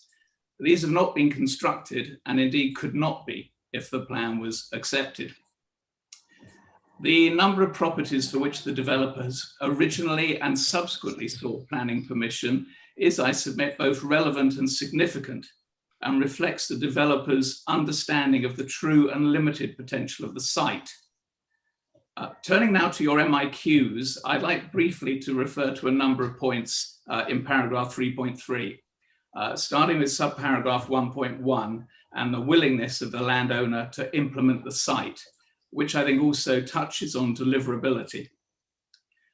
As you'll have seen from the representations made to you, the site is subject to a number of covenants, as you mentioned, against construction or development of any sort on a significant part of the site. This has, of course, been known to the developer and also to the council from the outset. It's been stated by the council that the landowner does not consider this to impact on deliverability of the site, and that an agreed solution will be sought prior to submission of any planning application. With respect, this is unrealistic. No effort has been made by the developer to suggest any way in which the number of properties could be accommodated on land that is not subject to the covenants. And in my submission, this is because there is no way. Furthermore, it is known that if attempts were to be made to develop the land, there would be legal proceedings and possible injunctive action covering matters other than the covenants in relation to original sale of properties in Downsview Close. The site is not therefore a deliverable one and appears to be viewed by the developer as a speculative one with little engagement in relation to it in these proceedings. With regard to subparagraph 2, you've seen the photographs attached to my written submission, M31018. Mm-hmm. Access to the proposed properties is no more than a single car width. And indeed, you found that you were unable to access it at all, which is a shame because it would be helpful for you to see it. But access is wholly impractical, as there is no scope for widening access in the space available. Contrary to the report of Landmore Consulting, the existing access is not used by larger vehicles or refuse vehicles, as they're unable to enter the site and maneuver within it, and they're obliged to make their collections from Church Road, itself a traffic issue. The implications of this for a further 20 properties are obvious, and similar questions must arise in relation to access for emergency services. I'd also take issue with the traffic flow predictions of Landmore Consulting, and believe, as has been suggested by other speakers during the course of this hearing, that allowance must be made for increased local traffic attributable to people now working from home and substantial increase in home deliveries by supermarkets, Amazon, etc. The traffic flow is significantly more than old models might suggest. The access to the site is close to a blind bend and at a point where cars exiting the bend tend to accelerate rapidly. The narrow width of Church Road and the fact that at weekends in particular, cars park using the road as an overflow from the parking area on the common opposite means that cars exiting from the site often turn straight into the face of oncoming traffic from the village. Turning to subparagraph 6, the impact on living conditions of occupiers, the impact will be significant, particularly for those houses close to the entrance. The existing access will require traffic for 20 houses to maneuver a tight and narrow right-angled bend shown in the paragraphs, in the photographs attached to my representation M31018, passing within 5 feet of the end of the house in Downsview Close, no doubt passing at times over its small front boundary. Furthermore, the existing parking space in the property is already proved inadequate, with the result that tight right-hand bending, tight right-hand bend is frequently used for overnight parking for the existing properties, and so would not be passable for any new properties to the rear. The suggestion has been made that the access point might be widened by removing the hedgerow in part. This suggests a double whammy for properties in Downsview Close in removing the shield between the houses and sorry, I've lost my, yeah. Widening the access by removing the hedgerow. Yes, yes. I misplaced it again. It's a double whammy. Sorry, I'll find it very quickly, sir. Yes, removing the shield between the houses and a busy church road that was already highlighted as a feature of the original development and permission granted by MSDC. It would also entail a breathtaking loss of privacy to those properties. With regard to paragraph 7, quality of the landscape, pictures have already been submitted with some representations, and only this morning there were deer wandering the site. That would no longer be possible if the site were to be developed. And this impacts not only on the view from Downsview Close, Church Road, but also Clearwater Lane to the rear. In one fell swoop, therefore, the cornerstones of the original grant of permission to develop this site, namely a maintained hedgerow to the front and absence of negative impact on the landscape to the rear, would be brushed away. Finally, with regard to subparagraph 9, the facilities of Scainshill are considerably overstated by the developer and MSDC. The reference to a convenience store is to a small and very limited store at the local petrol station, only reached by car or on foot along a narrow and unpaved church road. The local school is a primary school that can only be accessed by walking along Church Road with no pavement or scope for one. The nearest secondary schools are in Haywards Heath, can only realistically be received by car. The bus service is only once an hour and not on Sundays. There are no cycle lanes in the area, nor scope for them, while finding a health practice locally to take on new patients is a near impossibility. So it's been noted in representations made to you that Scainshill has already provided all of the housing needed to cover the adopted Miss Sussex District Plan of 2018 for the period up to 2031. This is not a development that was ever contemplated either by the developer or MSDC for this site, and should not be permitted now in an attempt to make up numbers needed elsewhere.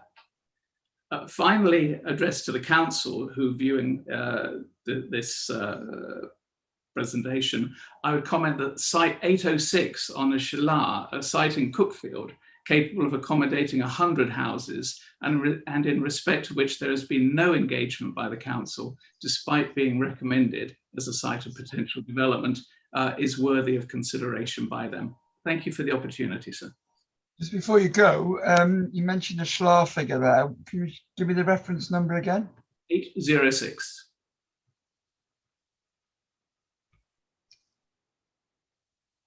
Right, thank you for those points, and thank you for contributing. Have I got any more hands on this one before I go back to the council to respond to some of the points that Mr. Aston has made? Right. Can I have the council's view, please, on the covenants and just what they are and how this plan needs to take them on board or not?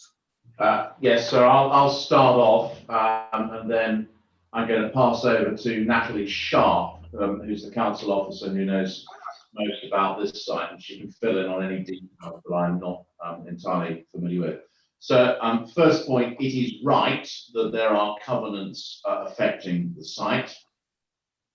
The council's understanding is that those relate to an area of 0.6 hectares against an overall gross allocation of 2.2 hectares.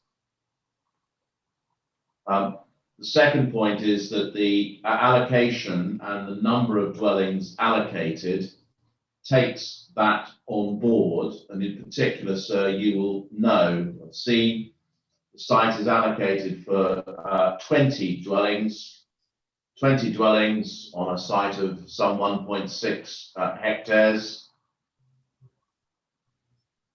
And in our submission, that's a perfectly achievable level of development for a site of that scale. And so you'll be fully familiar with the sort of range of densities one would normally expect. But 20 units, 1.6 hectares, no reason why that can't be done. And indeed, the allocation takes that on board. So the other matter that has been raised by Mr. Aston relates to access. And so I'm sure you will have noted, I may have misunderstood part of what Mr. Aston said, but it appears to be based on the allocation as it's shown in the Reg 19 document, where there's a relatively thin sliver of pink land which runs directly alongside Furlands. So you will have picked up from our MS DC 02 the document where we set out our position in relation to each of the particular sites, that there is a proposed amendment to the text of the allocation policy to reflect the fact that the owner developer is now proposing that access should be taken off the existing access that one sees in the residential properties Downs View Close, and that's all that land or the land there that is involved is all within the ownership of the developer. It's an existing access, plainly considered acceptable in highway terms for the number of dwellings that it serves, and there's no reason in principle why that cannot be brought into the site and access gained from there. So that's what I wanted to say. I'm just going to check with Ms. Sharp whether there's anything else that she wants to add. I'm being told, sir, I've stolen all her thunder and she has nothing to add. So. Oh, that's a shame. Right. The point about access safety and being close to a quote blind bend. Have you or any of your colleagues got anything to say on that? Well, I don't. I might pass that back to Ms. Sharp if I may. Then you came on.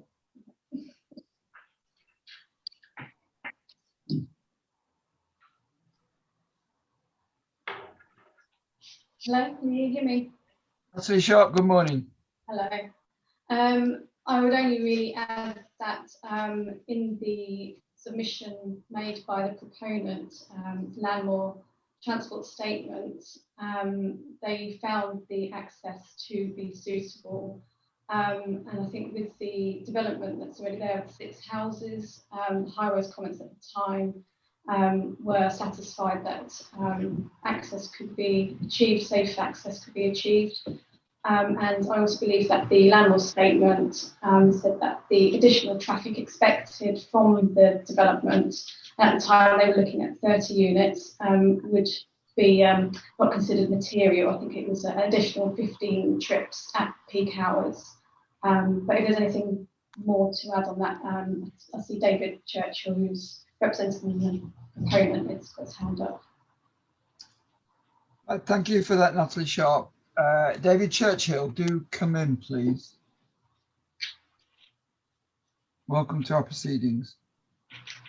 Well, thank you for that. And I'd just like to introduce myself as David Churchill. I'm a partner at Carter Jonas, representing Denton Homes on this matter. Firstly, and just to simplify matters, I think it's worth noting that we agree with the council's assessment of matters against your question here, sir. Obviously, that's been supplemented by the additional points raised by Paul Brown and Natalie Sharp. But I thought it would be useful just to add a little bit more just to the understanding of this piece. And I've been making various notes, so I will try to keep a rough order. But in very simple terms with regard to this, what's purported to be a blind bend. And so I apologise that you were unable to access the site when you took the trip out. But perhaps one of the issues that would have been identified was the location of the 30-mile-an-hour zone. And just for absolute clarity, that starts before on the entrance to the settlement before you get to Virginia Cottage. So what actually happens is the vehicles slow from a 40-mile-an-hour to a 30-mile-an-hour on entrance to the village, well before you get to that bend, and that certainly is reflected. Unfortunately, I'm not a transport specialist, but that's the position that's reflected in the submissions that we've made to date to the council on the matter of access and accessibility. With regard to the point about public footpath and ability to access the site by foot, one thing that hasn't been submitted, or I'm not aware that it's been submitted as part of the package to date, has been the full public highways plan. But what is clear is if you access that public highways plan, or perhaps it's something that we could submit as part of the additional package of information, the area to the west of Church Road as it runs down between Church Road and Skeins Hill Common is actually owned and controlled by the Highways Authority. So if it was deemed necessary, a public footpath could be installed. I think it's also important to put these proposals in context, and with the greatest respect to Mr. Aston, we've obviously noted and taken on board the comments. But ultimately, what the previous development at that site, Downsview Close, has clearly happened, and what the council has done in identifying this site is rightly identify it as suitable and deliverable. It's also important to note that this site will deliver what's a comparatively small amount of housing, and I say that in the context of the residual need that's been identified. And I'll just, in that context, I would take you to the sustainability appraisal Regulation 19 main report, where it refers to, in the table 15, firstly, it identifies the site under the reference 897 as one of the sites that scores well against the sustainability criteria. I don't want to go through what that says, because obviously you will have that in front of you. I can look at that, that's fine. Thank you. Indeed, but it identified the residual supply after the allocation as 119 additional units. So what the council sought to do is identify the most deliverable sites in Skeins Hill to chip away at that residual need, and clearly this is one.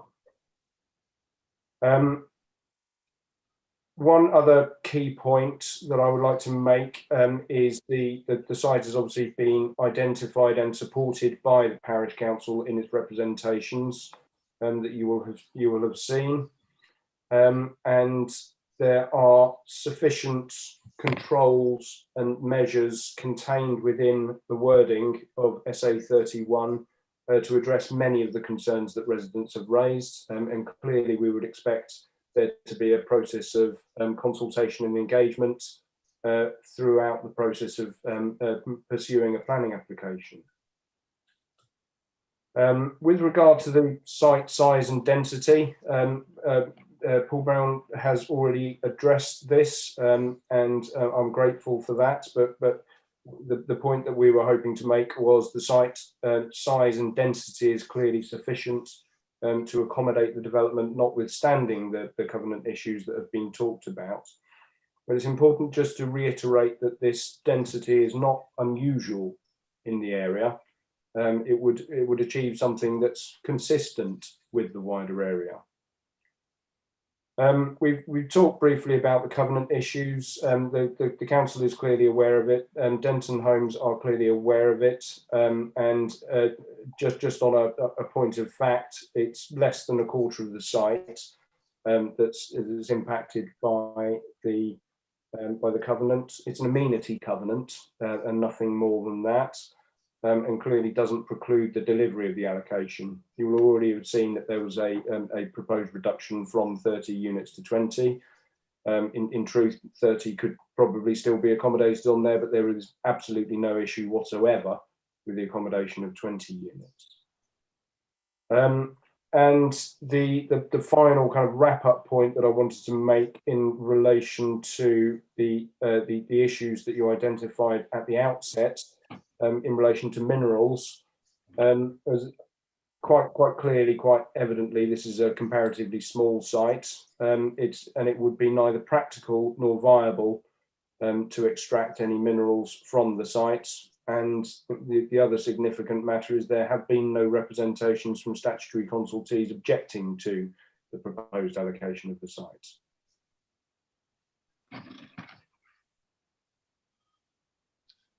Thank you for that, Richard Skelly, and then I'll come back to the council on the minerals point. Richard Skelly, come in. Good morning again, sir. And just before I do go too far, Mr. Aston, I can only apologise to you. As you know, we have been in communication through emails, and the apology really is one of not having the opportunity to engage. As you know, I have been to see some of the residents. I won't blame COVID, but COVID obviously made things very difficult last year. But my hand is still out to keep the engagement going with yourself and your neighbours, and I think you're aware now that hopefully that process, as we ease out of lockdown, can continue. We are here to listen to what your concerns are, and having met some of the neighbours recently, I think you've quite eloquently raised some issues which, to be fair, prior to seeing your consultations in terms of the operation of the site that we developed, we obviously still own the estate. If there is a degree of illegal parking going on in terms of accessing the land, we can look into that. The refuse collection issue, I did look at again this issue this morning. In terms of the original application, West Sussex's response, they would come into the site to take refuse away. I think it's an issue we're experiencing in other boroughs, but technically, from their point of view, there is no reason for them to do that other than park outside the site and take the bins away. But it's the first we've heard of it.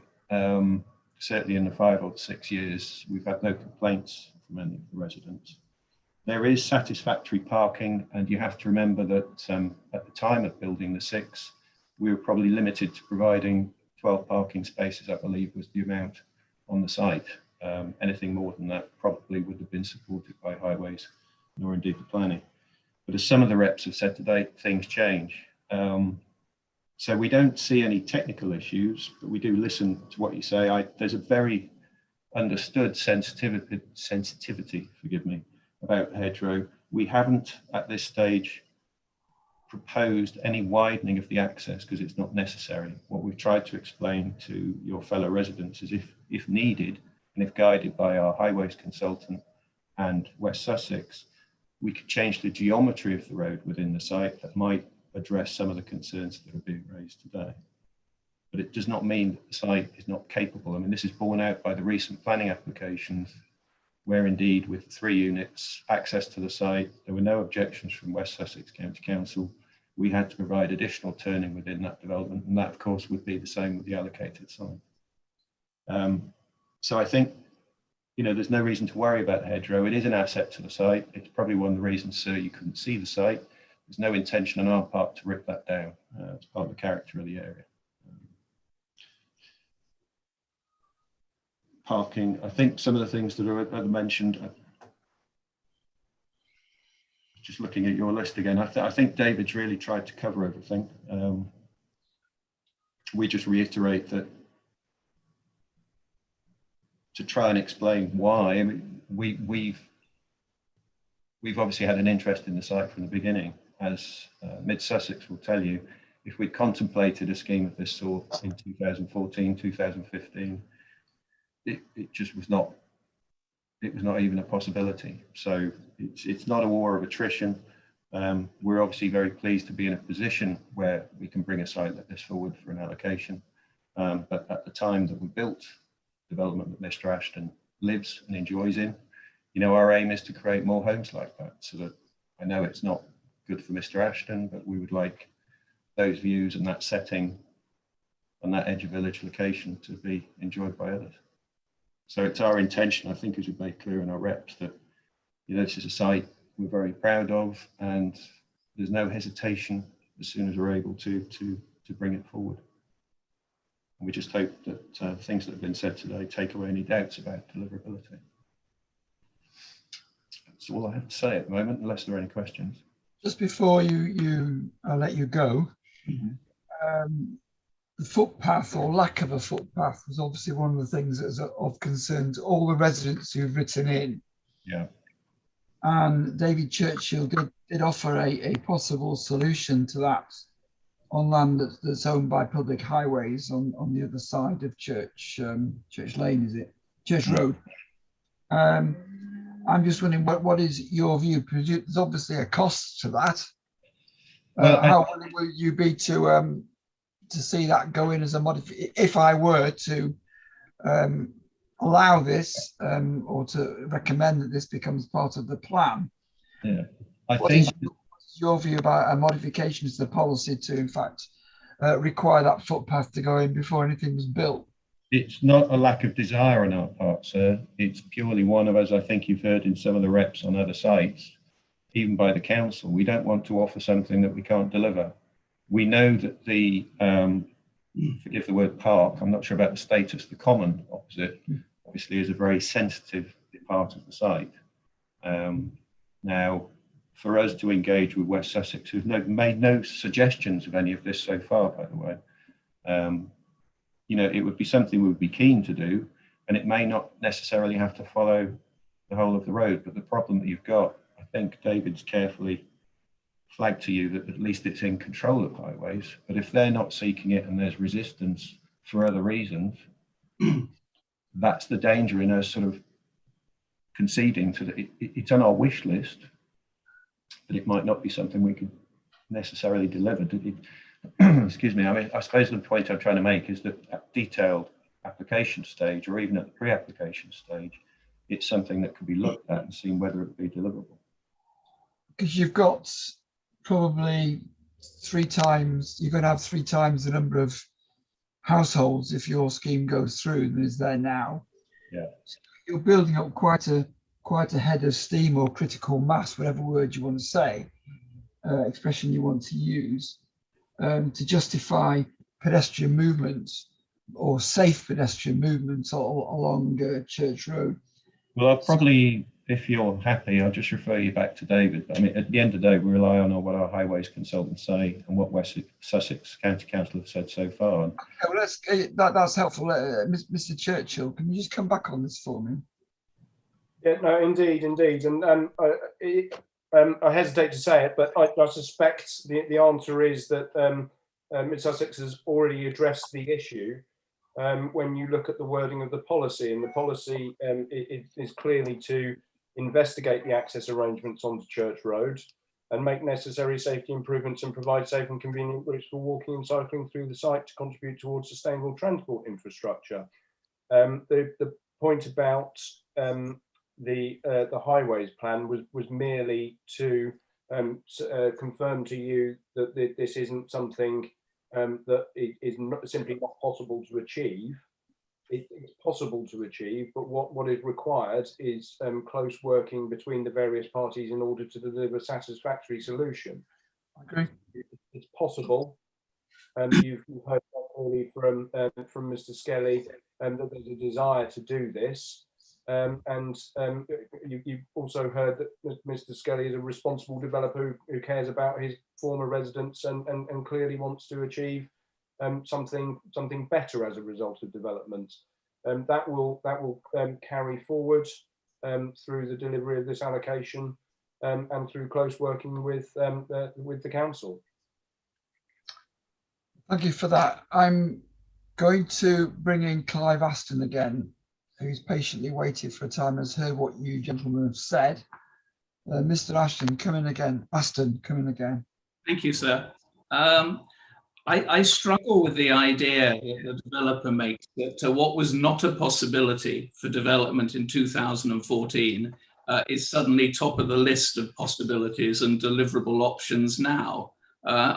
There's been no material change in local circumstances. And I would just make three other points, I think. One is the only plan that has been put forward by the developer shows development on the land that is clearly and acknowledged to be subject to the covenant. The council and developer have had months in a knowledge of the covenants to produce an alternative plan and have made no attempt to do so. And therefore the position remains that the only plan that they're advancing is not deliverable because of the covenant, the covenants. The second point is in relation to the reference made by Mr. Skelton to the access and the entrance. It's very clear that the developer sees the only way of gaining access is to take down the hedgerow and widen the front access. My understanding is that they've indicated as much to local residents. The reason for that is because there is no other way of gaining access. And for them to say that it may not be and probably will not be necessary when they've clearly put forward a plan that shows they believe it is somewhat unrealistic. The final point I'd make is in relation to the highway. And this rather sort of emphasizes the point that this plan is being advanced on the hoof. This idea of cutting into the common land, which is very much held in very high esteem by the council, and one would almost say sacrosanct. The idea that they would cut into that to make a cycle lane it is totally new, and I would suggest made on the hoof without any sort of pre-thought or planning. One practical difficulty is that there are trees that line the road on the common side, and therefore for any widening of Church Road to be done, it would be necessary to take down trees, which raises issues in itself. So this is not a thought through suggestion. Thank you, sir. Right, thank you for that, Clive Aston. Richard, did you want to come back?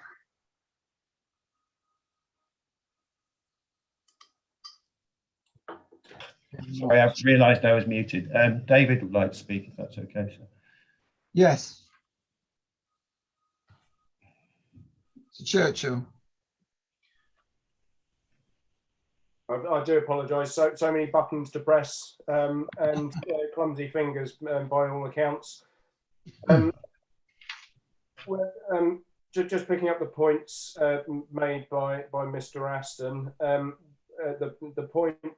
first point, what was not possible then, possible now. And quite clearly circumstances change, quite clearly the extent of needs change as you look at different numbers, and self-evidently the need to find a solution to an issue increases or it changes when you're looking at an alternative proposition.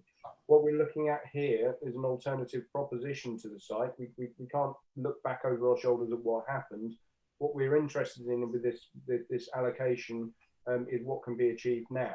And the point that I've made about, in particular, the footway access is that it is possible to look at a solution.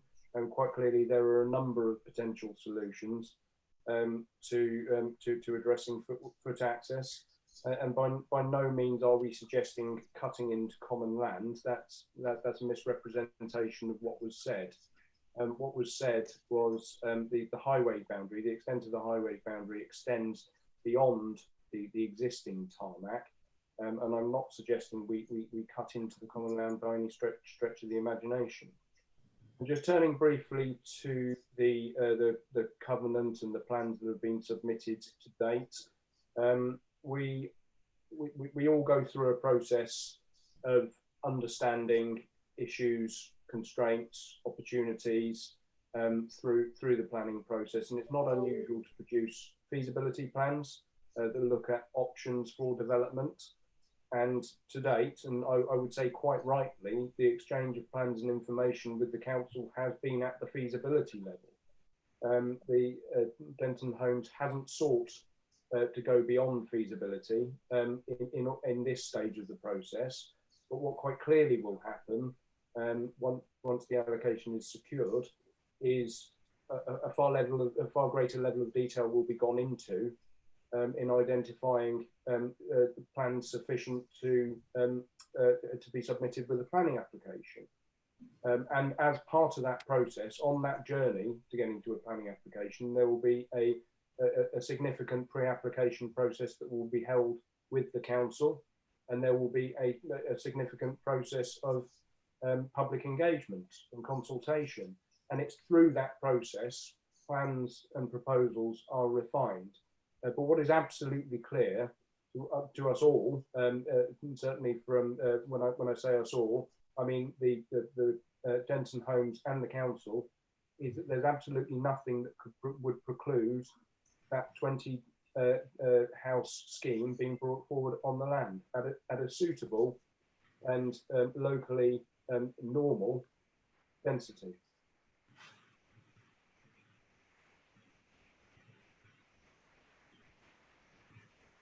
What would you say to the point that the covenants completely block your access, as I understand Mr. Aston has said? Is that to me, sir, or David? That was to David as the highway, but you can come in as well on that if you want. I'll ask Mr. Churchill first, and then if you've got an extra comment, I'll bring you in. Well, it's my response to that would be that it's simply not true. The covenant areas are to the rear of a series of existing properties, and it's perfectly possible to achieve access to the 1.5 hectares, slightly more than 1.5 hectares of land that Mr. Brown spoke of earlier. Right.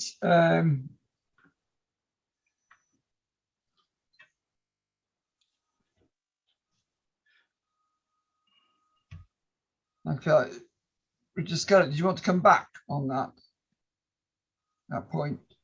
Well, the only thing I could add is that everything we've submitted, as the council is aware, has been illustrative in inverted commas. The diagram that you've seen as part of our Reg 19 was loosely based on original sketches that were submitted at the beginning of the call for sites process.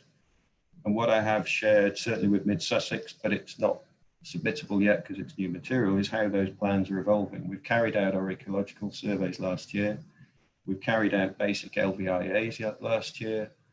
They're all chomping at the bit to get on with the next stage, which would be more detailed LVIAs, because to be fair to the residents, they're the people that are most affected and most view the site.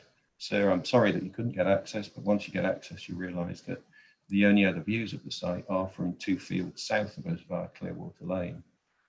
So the site is quite contained, if that makes sense. So that more detailed analysis needs to be done to help inform the sketch that people are seeking at this stage. So what we've been trying to say is that we really need to take it to the next level and not just rely on what we think is best, but it will be based on the expertise of the ecological and the landscape architect assessor to really bring forward what they think is an ideal plan. But there is what I would call work in progress, which again shows how a yield of 20, 26 even, you know, I think one of the comments that Mr. Brown made the other day is most of the allocations tend to lead to more development on site. That's not really what our intention is. I think, as David said, 20 we think is comfortable. We think it's perfectly in keeping with the context of the area. It allows us to make the biodiversity gains. And again, as you've heard in the examination all the way through, this is one of the things that seems to be growing in terms of what sites are expected to deliver. It just gives us that capacity to respect the residents with what we've been calling a buffer and to bring some benefits to the site in the wider scope of things. Do you have any comments on how many of those houses you think might be for local people at an affordable level? So, as I've tried to explain to some of the residents when I met them, and again, this goes back to why the layouts can only be sketches at this stage. I can only go on my experience in mid-Sussex. So I use the example at Peace Cottage, where we've just finished a 25-unit site. We're policy compliant on that. So 30%, we had 8 affordable handed over to Raven HA. In that instance, it was a block of 1 and 2 bedroom flats that were rental. And I think we had 2 shared ownership units as 3-bed houses. So my starting point for a site like this of 20 units is probably going to be looking at 6 affordable to be policy compliant. Whether, you know, there's been no consultation obviously yet. And again, this is why we say it's the detailed application stage with the housing officer as to what would be appropriate in the application and what the needs are going to be. So at the moment, I can only go on my experience rather than what we'd like to iron out at the pre-application stage in terms of what's suitable for the site. I'm rather kind of preempting the fact that this plan is not the plan that determines that. The district plan has already set out its markers in relation to affordable housing. I was just trying to put it into a context for me as to what this would be for the village, or a benefit would be for the village. And you've helpfully given me a suggestion there. Yeah. As you said, there's been no consultation yet, so that's been very measured and very helpful. So thank you for that. I'll bring Mr. Aston in one final time, and then if there are any further comments the council wished to make, for example, on the footway suggestions that we've been talking about, that will be helpful.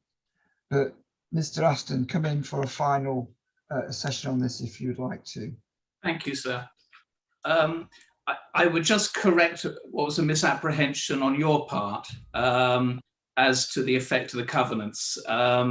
We don't say that the covenants prevent access. The covenants are to the rear of the properties and they don't per se affect access or have any bearing on access itself. It's just the point you made under your little one of your 3 was that the plan involves land subject to the covenants, and I assumed you meant by that the covenants would in some way affect things like the access. But you also made the point helpfully that it involves the hedgerows. Yes. But yes, you have heard comments from the developers that's not necessarily so, and there will be details coming through. And they are also hinting that there'll be consultation with the local residents at a detailed stage. Yes, I heard that, and I make no comment about it other than the degree of cynicism, sir. I won't make more time on that. Okay. The other point I'd make in relation to Skeins Hill is it has very recently been the subject of very extensive development up on the Lewis Road to opposite the end of Church Road. so there has already been quite a burden placed on the rather minuscule local infrastructure. Beyond that, I have nothing further to add, but thank you for the opportunity. Right, Mr. Brown, are you able to help me on the council's attitude towards the possibility of a footpath going in? I'm not sure anybody here has got anything to add to what's been said in relation by the site owners in that regard. I mean, at the moment, it's not a requirement that there should be a footpath. It's something that can be investigated if need be. I'm looking across the room, but I'm not sure I can take things much further than that, sir. I know Ms. Henstock wanted to address your point about the minerals. Oh, yes. Yeah, Ms. Henstock, do come in. Thank you. Just to clarify the position on the minerals criteria in the policy, that was made a request by West Sussex County Council as the Minerals and Waste Authority. We added the policy criteria, which is references the Minerals and Waste Local Plan Policy M6, that any future planning application will need to be assessed against. West Sussex are not objecting to the principle of development on this site. Just means that the future plan application will need to be assessed against M9. M9 does allow for developments within safeguarded areas, unless there's an overriding need for the development that outweighs the safeguarding, and it's been demonstrated that prior extraction is not a practical or feasible option. I think in this case, as previously mentioned, the scale of the site is a very small site for mineral extraction, and the proximity of existing properties to the site mean that it isn't a suitable site for mineral extraction.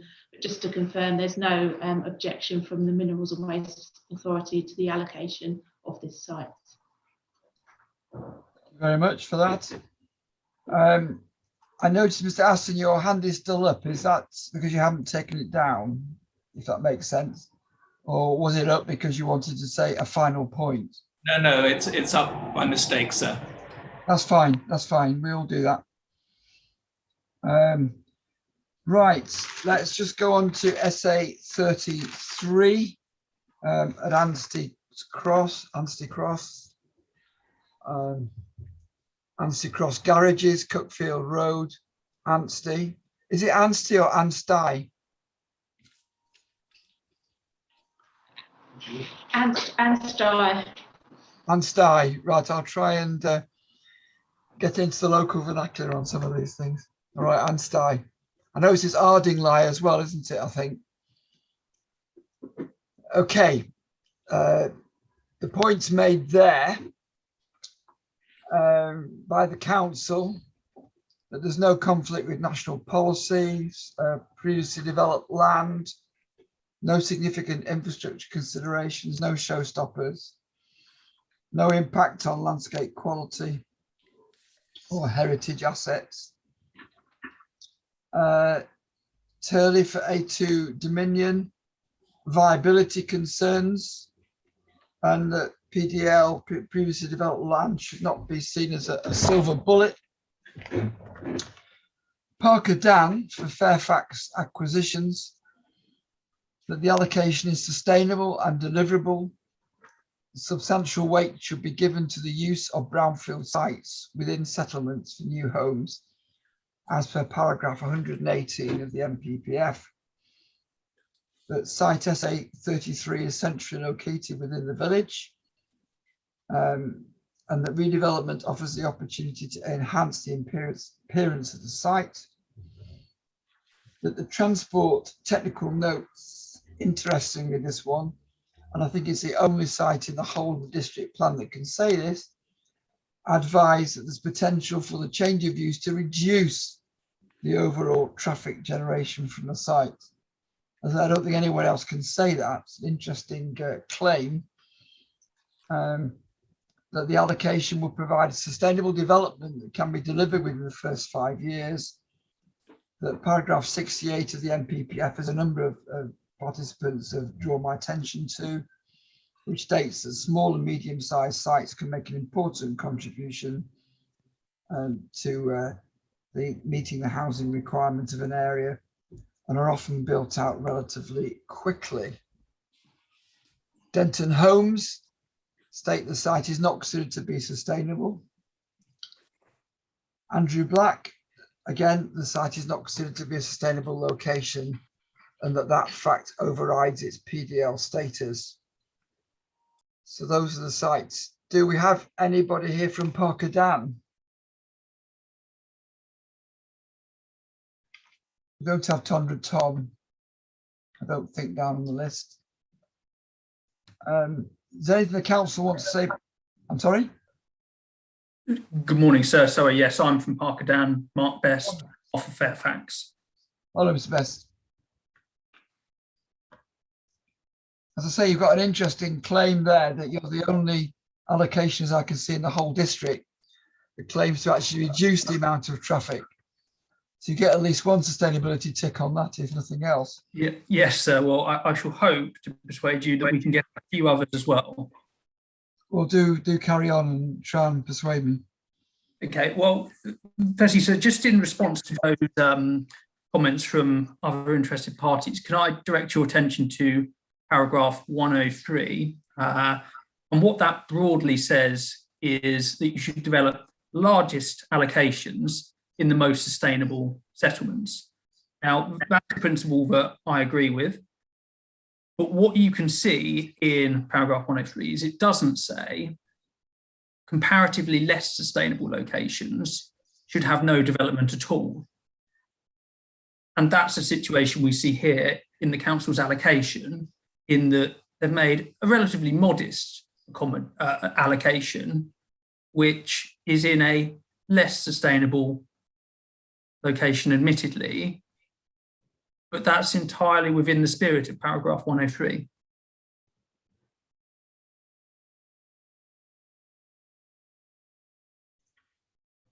Okay. Have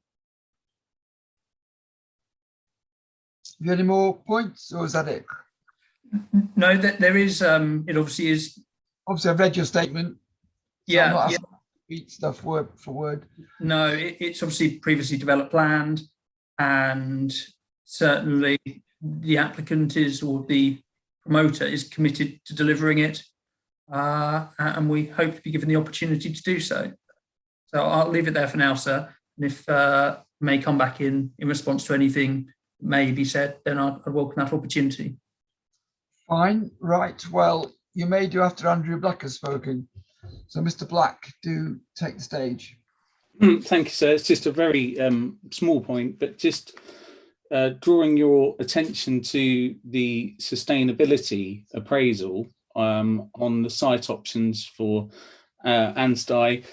And just one point on employment, all of the sites get a positive contribution to the employment objective on the basis that they'd meet identified housing need. Now, notwithstanding the previously developed land status of this site, it is an existing business operation.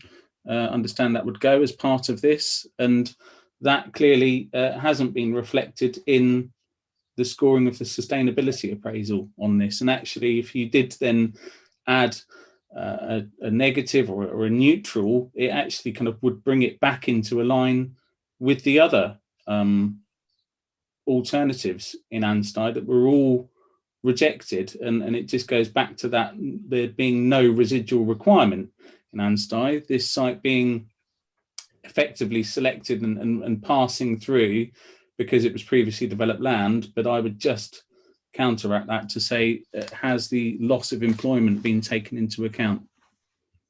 Thank you. Thank you for that. Does anybody want to come back on the loss of employment land point? Does the council wish to make any closing comments on this site? Sorry, sir, if the council doesn't wish to come back, then I will. Yes. So there's two elements to the site at the moment. There is a garage and a car showroom. The intention is to relocate the garage. So the employment itself wouldn't be lost. The intention is to relocate it within Mid-Sussex district as well, and that element certainly is viable as a business at the moment, and it's the sales element that is much less viable and has prompted the owner of the site to explore the site's development potential. Okay, thank you for that.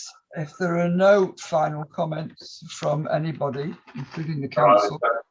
Just for the council, simply going to say that I mean, certainly reading the statements, the principal point that seems to be taken against the site is sustainability. So you'll know Anstey is a tier 4, category 4 settlement. In the way that I've read the representations made by Mr. Black, I don't think he's suggesting that the site is unsustainable in the context of Anstey. Effectively, his point is Anstey is itself an unsustainable settlement. In other words, it wouldn't really matter where in Anstey we were allocating, it would all fall prey to that same criticism.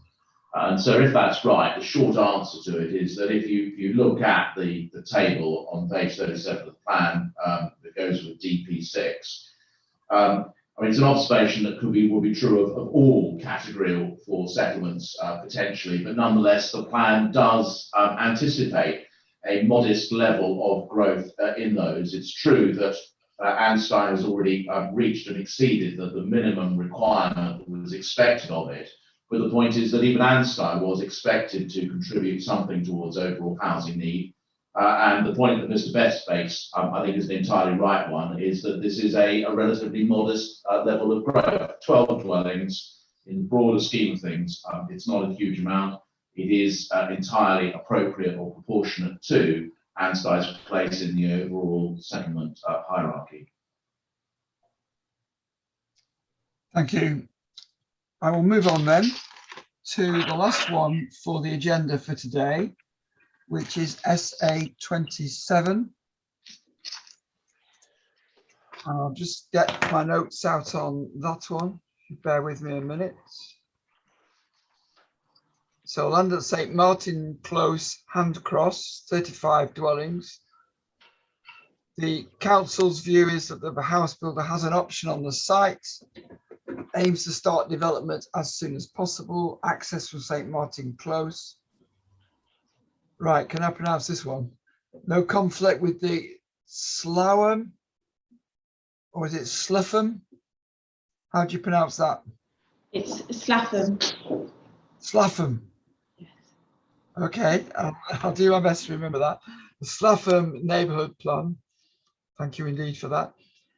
No showstoppers, no significant transport issues. It is within the high-wheeled AONB, but low impact on the landscape. No heritage assets nearby. Sustainable location within 20 minutes walk to access schools, healthcare and local services. Andrew Black, it's directly adjacent to a neighbourhood plan allocation for 30 dwellings. And Mr. Black asked the question whether an in-combination impact has been looked at for the two lots together. So you'd have the 35 plus 30, so you'd be doubling, just over doubling, and an impact on the wider AONB perhaps would be made in that case. So those are the points made there. Does the council wish to come up with any headlines on this? So yes, in terms of the point you've just raised that arises from Mr. Black's representations, has there been consideration of the in combination impacts? The answer to that is yes, and it's yes at two distinct levels. The first is in terms of the district plan itself. And so in that regard, if you look at SSP3, which is the site allocation development plan document, which is, I don't think it's page 8. No, it's not even paginated. Was it? No. But it's in the hand cross section, the allocation for 127. So you'll see within that a reference to the site comprising 2 fields, the eastern field being an open area adjacent to existing development at St Martin's Close, and the western field being enclosed by mature hedgerows and trees. The allocation is in fact the western of those 2 fields. The eastern field is the one that is dealt with in the neighbourhood plan.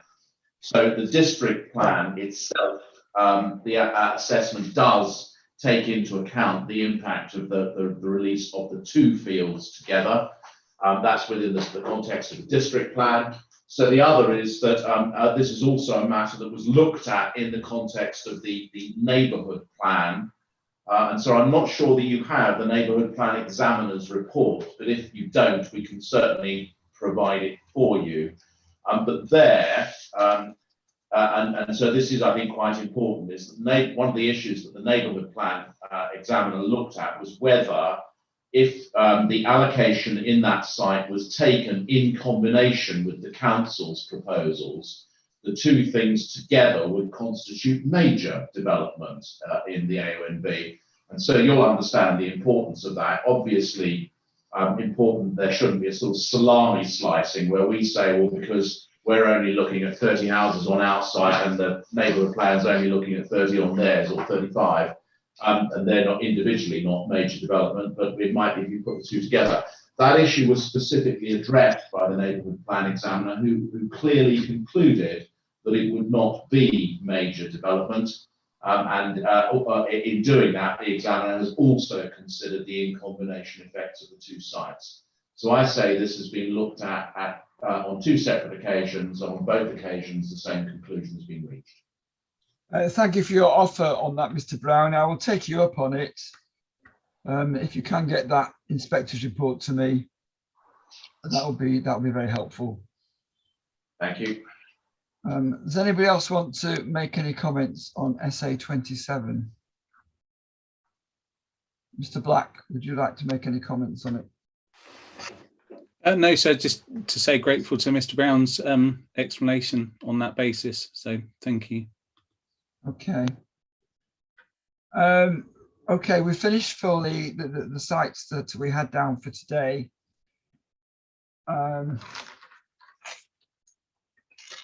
Just going back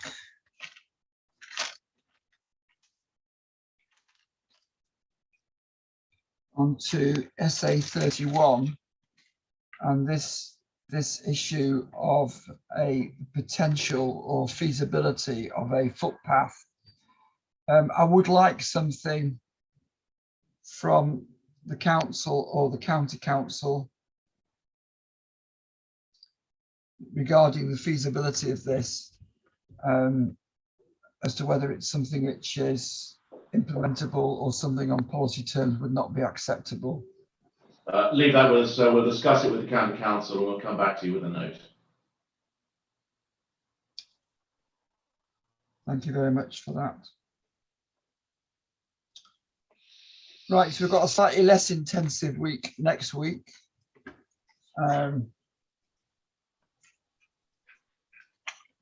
And we don't meet on Tuesday or Wednesday, so we're back again on Thursday, the 10th of June, with another group of sites allocations to consider.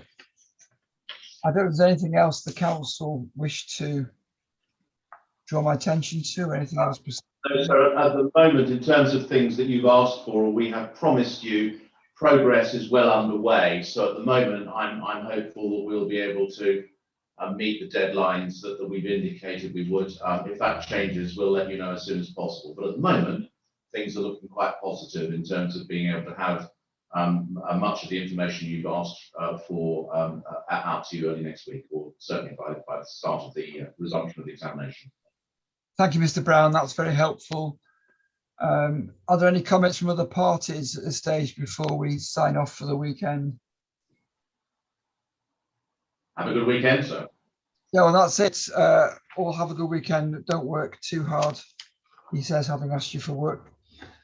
And we will see everybody, all those relevant people, back on the Thursday. So the hearings are now closed. Good. Thank you very much, sir. Thank you.